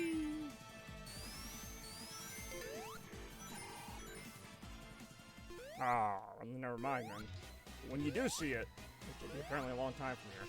Alright, so this boss, real quick, because I'm probably going to beat this boss really fast. It's Robotnik with this vending machine that actually vends little mini toys of himself. That would be a cool gimmick, except it only vends the same, like, 3 toys. And they're all based on previous boss battles. It's either this little drill thing, the fire boss from Marble Zone, or a cursed Amy doll. But as an idea, I like that he has this vending machine that spits out little Robotniks, but it still doesn't do a lot for me. It's not very difficult, and they're very repetitive. They're based on a couple really easy bosses, and they only take a couple hits to beat. Oh yeah, I guess technically he can shoot you with those little orbs, too, or at least he could if I wasn't super. More, right now. Not much more. Yeah, overall, a great remaking of Metal Madness or Metallic Madness. It really made me appreciate this level, because I honestly never liked this level from Sonic CD. I like the name of it, that was about it. I'm playing as Tails because freaking Polluted Turtle had me switch to Tails at level 2, or level 3. I don't hate Tails, I just don't think he's that great. Like, he's okay. his flying power is something, like, whatever. They all play roughly the same. They just have a different ability when you hit the button twice, the jump button twice. This is a great level, though. This is Titanic Monarch, final level. Love the atmosphere, love the music. You know, it is your usual kind of Robotnik-based level, but it is different. I really do have over... I was gonna say, I figured you had a lot. I mean, if you don't have the most, it's gotta be close to the most. Randy might have more, only because he only redeems rewards once in a great while, and he's been watching my channel a lot, like, just since I started, basically, although I wasn't always affiliate, so... I don't know how channel points work. Some people just start following me and they start redeeming them, so you must start with like 500 or 1,000 or something. Because even people who watch my channel for like 10 seconds are able to do rewards.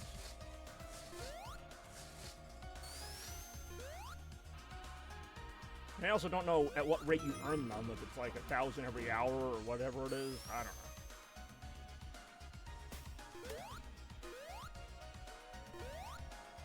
Yeah, I'd say, and again, I wish I could see how many channel points people have, because I can't. I feel like that's got to be the lead, if not close to the lead. Over 100,000. I know in the past, Toaster and Rem have told me how many they've had, and it's usually like 20,000, or maybe less than 20,000, but somewhere in that neighborhood, which makes sense, because they get a lot of channel points from watching me, but they also use a lot of channel points. Whereas you also watch me often, Big Mac, but you don't use as many. You do use some, but...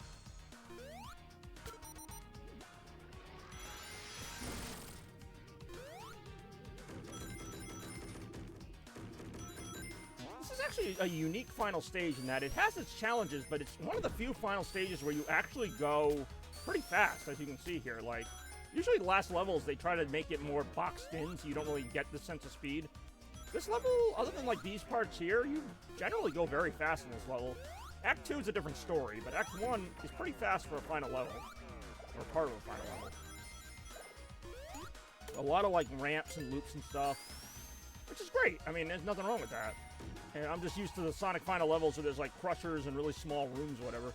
500 for following them for each 10 minutes or so. Okay, so it is 500. That makes sense because people who redeem rewards right upon following me usually redeem like a cheap reward, like something that's like 200 or less.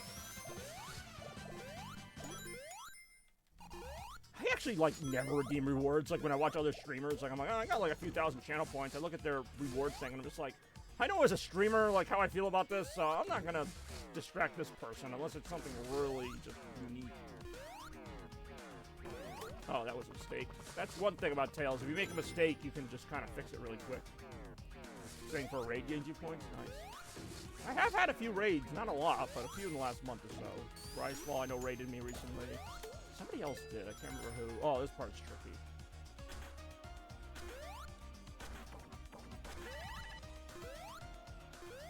Fuck. Oh, that was close. Pretty sure as Sonic I would have died there, because I think Tails is like a pixel or so shorter, and I think he gets crushed there. One thing where Dean simply don't offer it. Hey, yo. No, I don't say... See, that's the thing. When I make statements like that, I know they sound kind of broad and sweeping. I'd say the majority of my things I'm fine with. It's more... I don't want them spammed, and I don't know if there's a way to fix that. I know there's a way to make certain ones only redeemable once an hour, but there's nothing where it's like you... There's nothing stopping anybody from redeeming 6 in a row. And that's what I don't like, is when they redeem like 6 in a row. I don't care what they are, it's just the frequency of it. I can't do a cooldown where you can only do like one at a time. I can only do individual cooldowns. Which for a while I didn't even do cooldowns until Toaster redeemed the 4th Chaos Emerald every 5 seconds, and then after that I did cooldowns on all of them. There you go.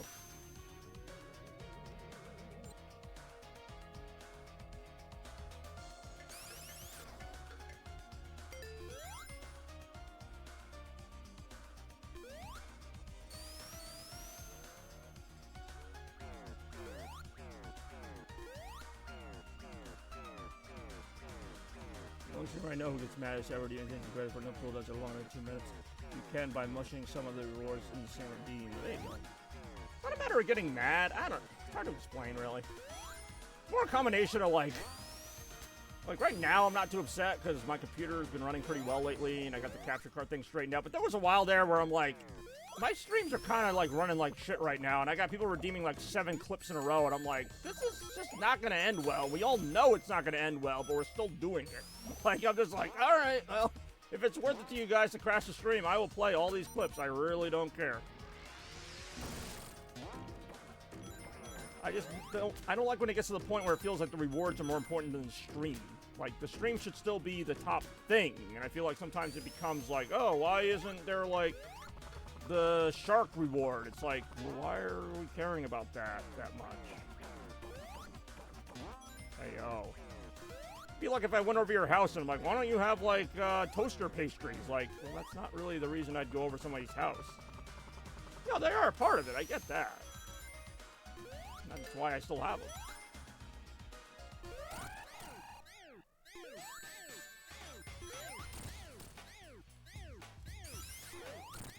God damn it again.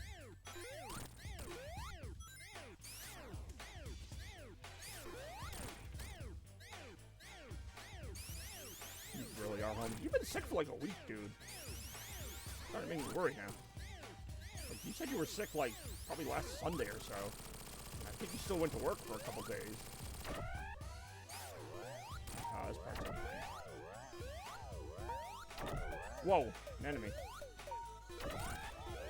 Whoa! Whoa!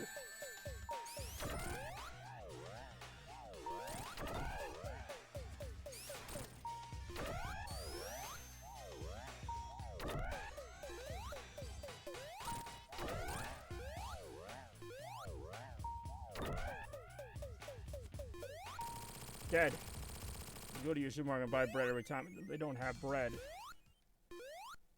I guess, but then it makes me sound like a store. Look, I get that logic, but, like, I'm not a store. I'm a person. The most important thing I have to offer is my personality, regardless of any quote-unquote bread.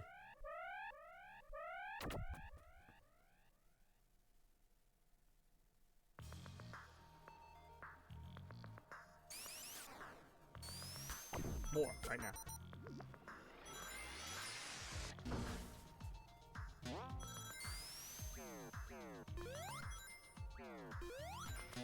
Whoa.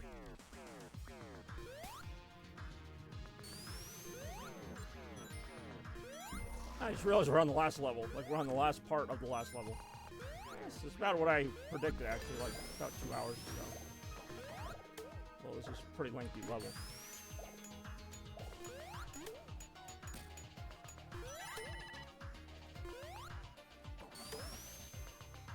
Sure, but you get it. What you give people is what they will want again later. That is true, and like I've said before, there are some rewards I did not think would be that popular that were, and that's the only reason I've kept them around so long. Like, I did not think the shark thing would stick around that long. I thought it would be, like, you know, a 1 or 2 time gag. So, I mean, I kept it. If it didn't do that well in the beginning, I would have gotten rid of it. But, you know, that's just how it is. There's other ones I thought would do better, and they didn't, so we don't see them anymore. It's literal, like, market testing or focus testing, whatever they call it. Where you just try something out, and, you know, my predictions are sometimes right, and sometimes wrong.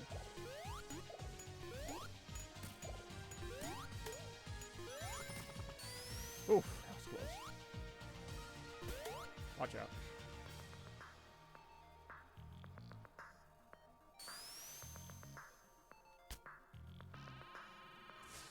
Whoa.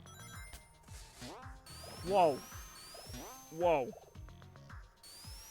I mean, if you want to look at it like that, I suppose. That's just not why I got into streaming. Like, I think of my original streaming days, and there was no intro, no graphics, no nothing. It was just like, here I am, playing a game. You know, hope you watch it. Here we go. Like, that was it.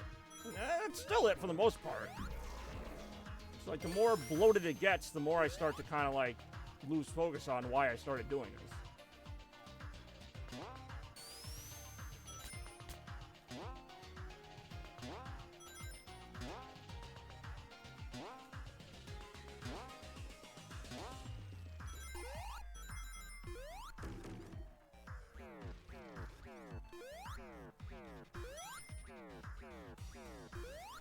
They don't care much about their game. Yeah, I know, and I still keep, like, I don't know, I mix it up. It depends on my mood, and it depends on what I'm streaming. Like, something like this I can kind of play, and I won't really get distracted by doing a redeem. There's other stuff I need to really focus on, and then to have to pause and take myself out of that to do some... it's not even about the amount of time, it's just that I have to pause it. And then I have to get back in that mindset. Like, for this game, yeah, I can play this game. I've been playing this game while just talking. I mean, I don't even know what I'm doing right now. But there's other games that are not like that, like Life is Strange or Final Fantasy, and I'm just like, I barely know how to play those games with nothing distracting me, let alone like, oh, where's the shark? It's like, let me get the shark.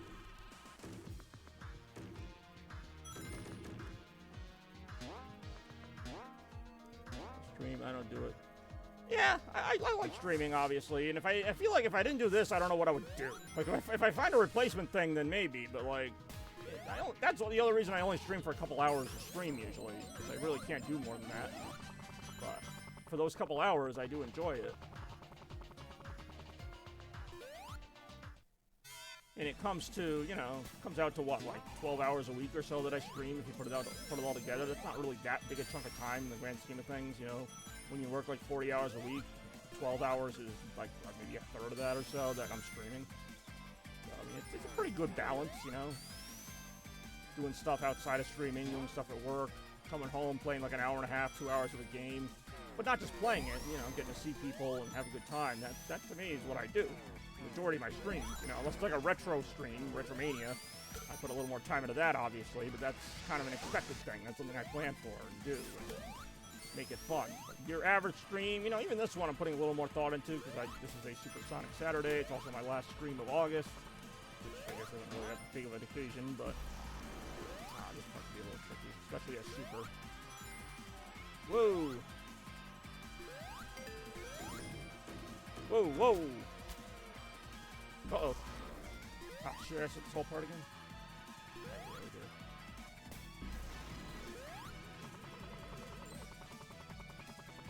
Shoot. See, here's where Tails can come in handy.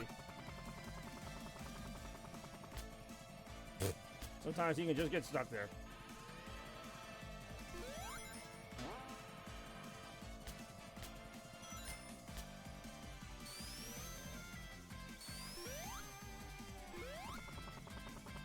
Just don't want to get too low on rings before the final boss. It is coming up.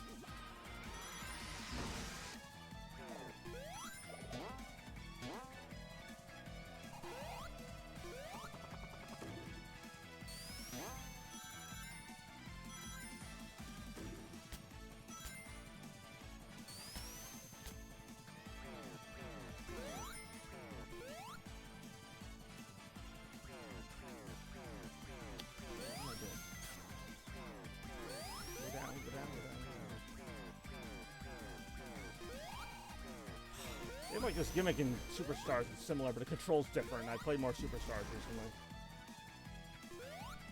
See, I thought it took me out of Super Mode before the final boss. Apparently not. That sucks. That means I'm gonna run out of rings probably during this fight. This is a long fight. I would have preferred to cancel out the Super Form and choose to use it later if I wanted, but nope.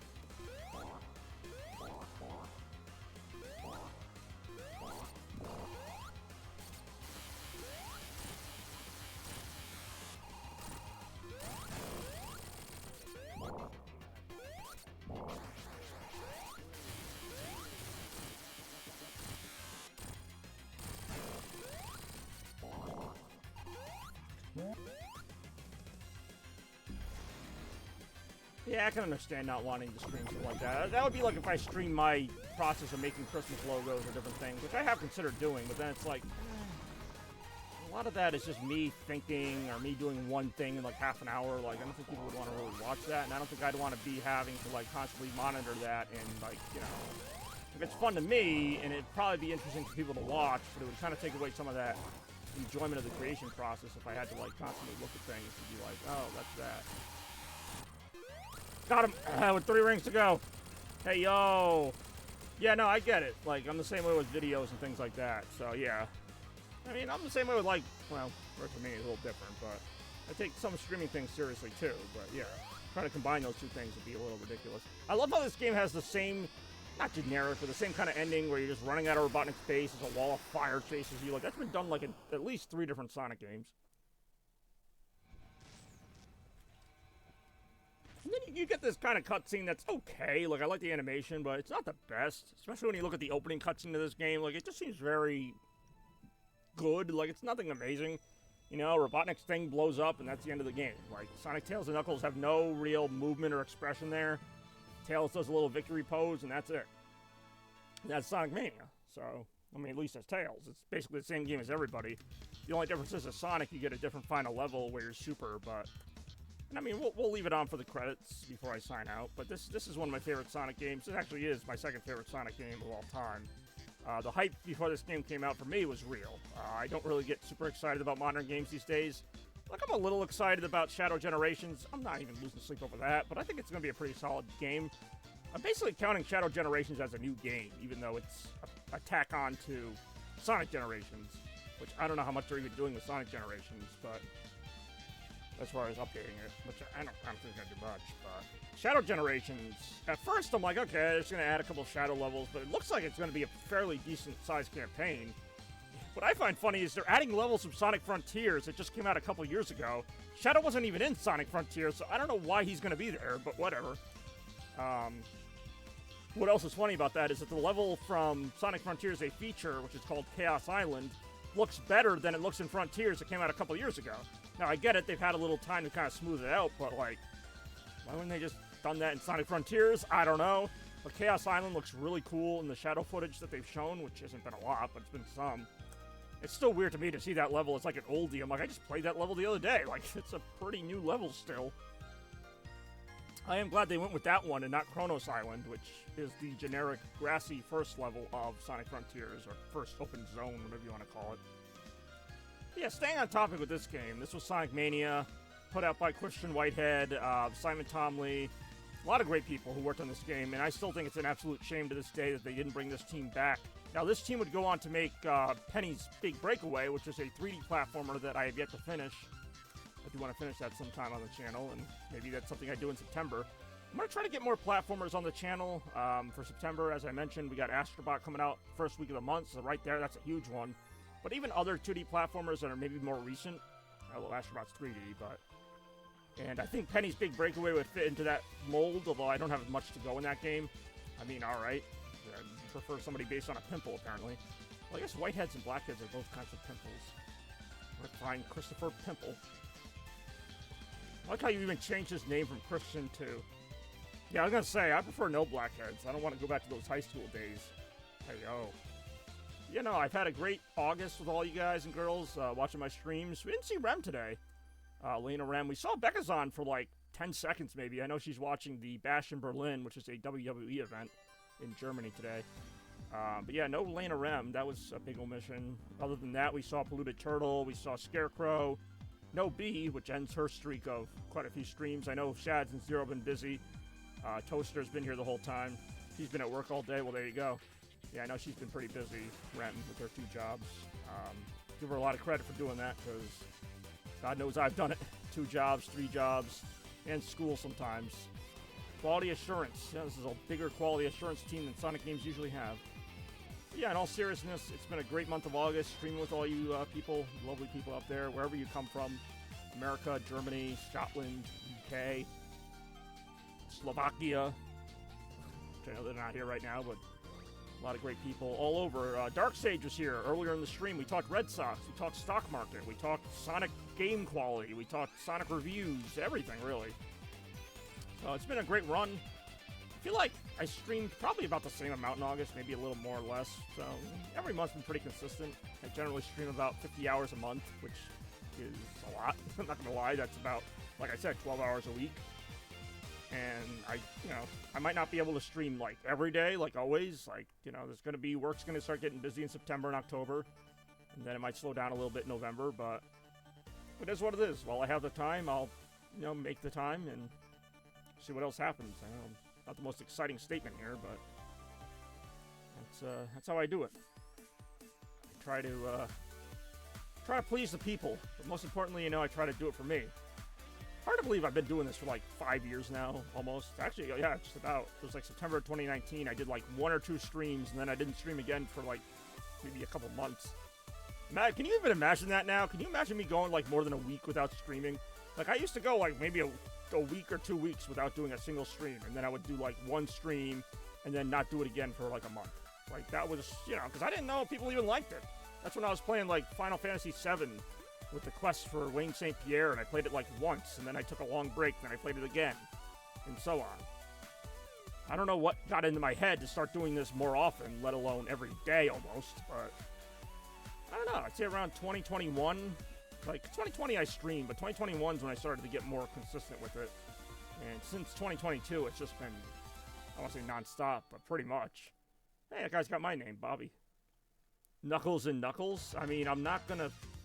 I mean, I can play like a level of that. The game is like literally over. I know you want me to do Knuckles and Knuckles mode, but I mean, I can't really swap to anybody when there's not another level. Ah, what the hell. I'll play Green Hill as Knuckles and Knuckles right after this. Which means I'll probably just skip the credits. I was going to just kind of talk my stream out, but... Oh, that's kind of cool. Wait, how come it doesn't have... Oh, because I started it in the middle, that's why. It doesn't have my times for the first 2 levels, because I was Sonic for those. Alright, so that's my time for the... I played an hour and 49 minutes as Tails. Those are my level times. That's pretty cool. Wait, why is Flying Battery Zone 11 minutes and 56 seconds? I did not spend that long on that level. Alright, so Knuckles and Knuckles mode is a fun little thing. I don't even remember how to get to that now. Actually, I think you have to do no save for Knuckles and Knuckles mode. Let's see. Maybe not.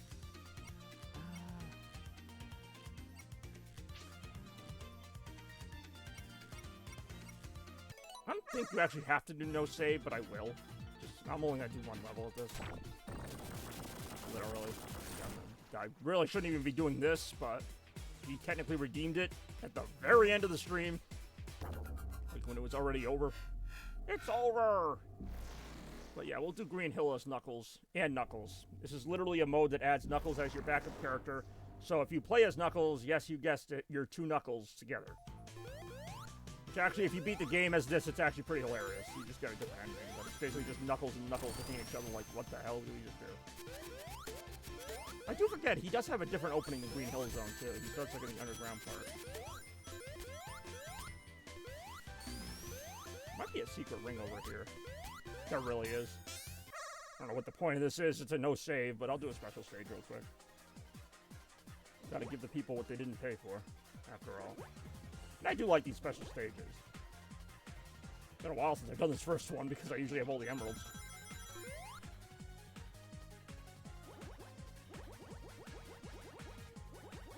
Hell yeah.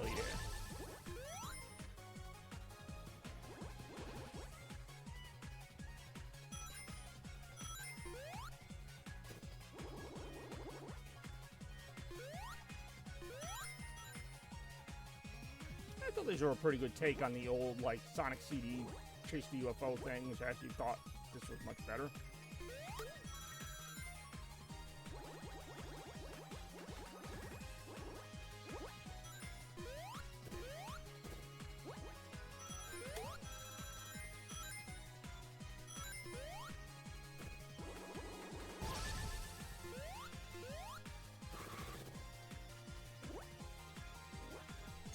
Hey, oh, got him. Can't wait to never use that at home. This Chaos Sandwich will help me get right back in the race.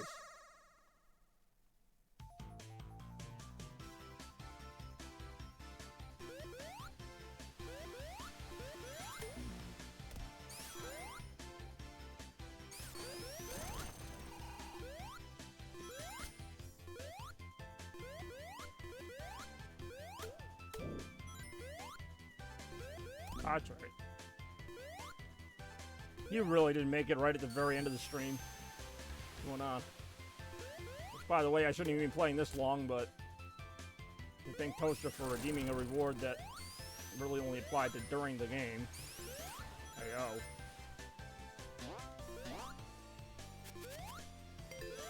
But what's going on? How was your day at work? Which work was it, dare I ask? Whoa, that thing. Oh, there's the other Knuckles. He's gliding over there, like, whatever.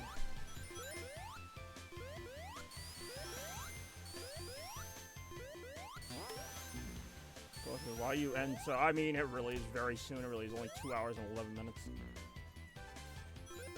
The shortest stream I've ever done, except not even close. Another ring! Actually, I'm gonna say, if you're really good, you can actually get it right there, but yeah, it's very hard to do that. go. Original new job. I really did just barely start 100 and something minutes ago. He's very short.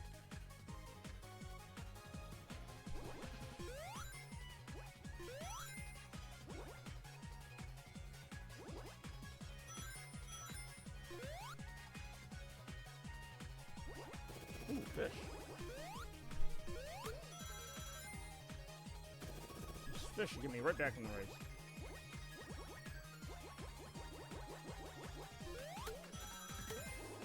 Ooh, faster. I don't know what the UFO freaking win. Hey, oh, there we go. Mach 3. Door slam.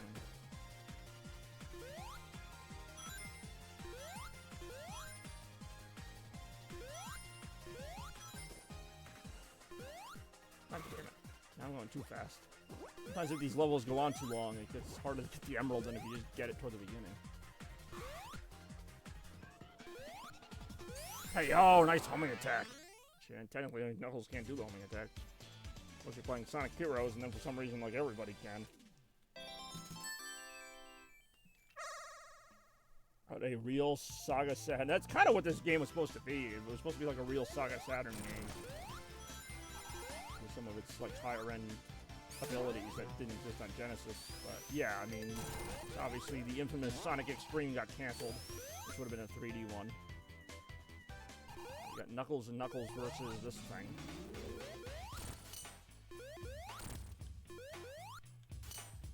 Ooh, an enemy. Nice, whatever that was.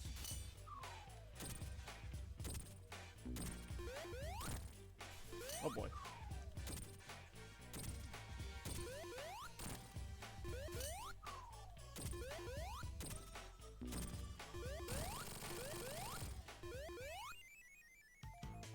Ooh, electric shield. Don't mind if I might. Hey, yo. Ooh, bonus points. Oh, yeah. Ooh, Act 2. Alright,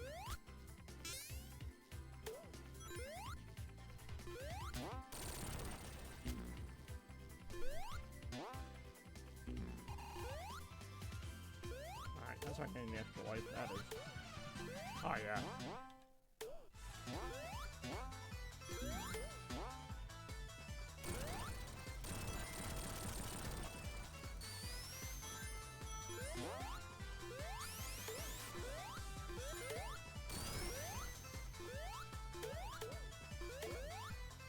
Ooh, that was close.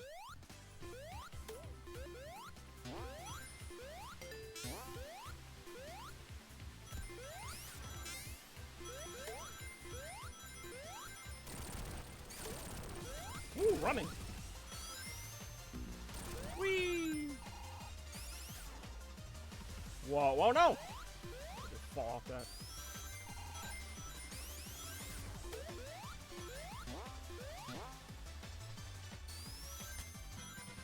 Ooh, extra life.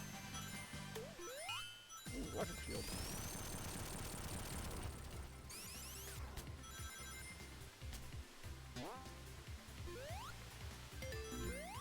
It's time for the boss. Oh no! What did you get hit by it? Ooh, new nest shirt. What happened to your old nest shirt? Whoa!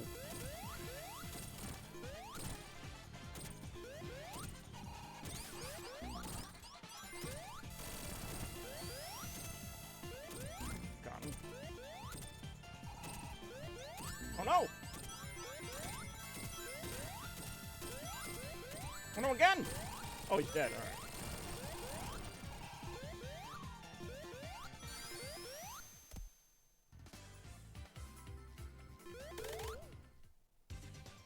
Alright, there you have it.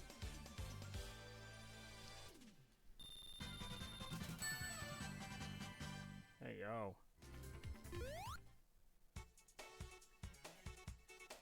Alright, well that is Knuckles and Knuckles mode in Sonic Mania. And this is Chaos Blur and Chaos Blur mode here in Chaos Blur Mania. But as always, I appreciate everybody watching. It's been another fun time, as always. For the Chaos crew, that is, of course, us. And what can I say other than I will see you next month, technically, as tomorrow will mark my first September stream. So, yeah, we will see you then. Bobby, and that is my name. We will see you then, but until then, stay chaotic.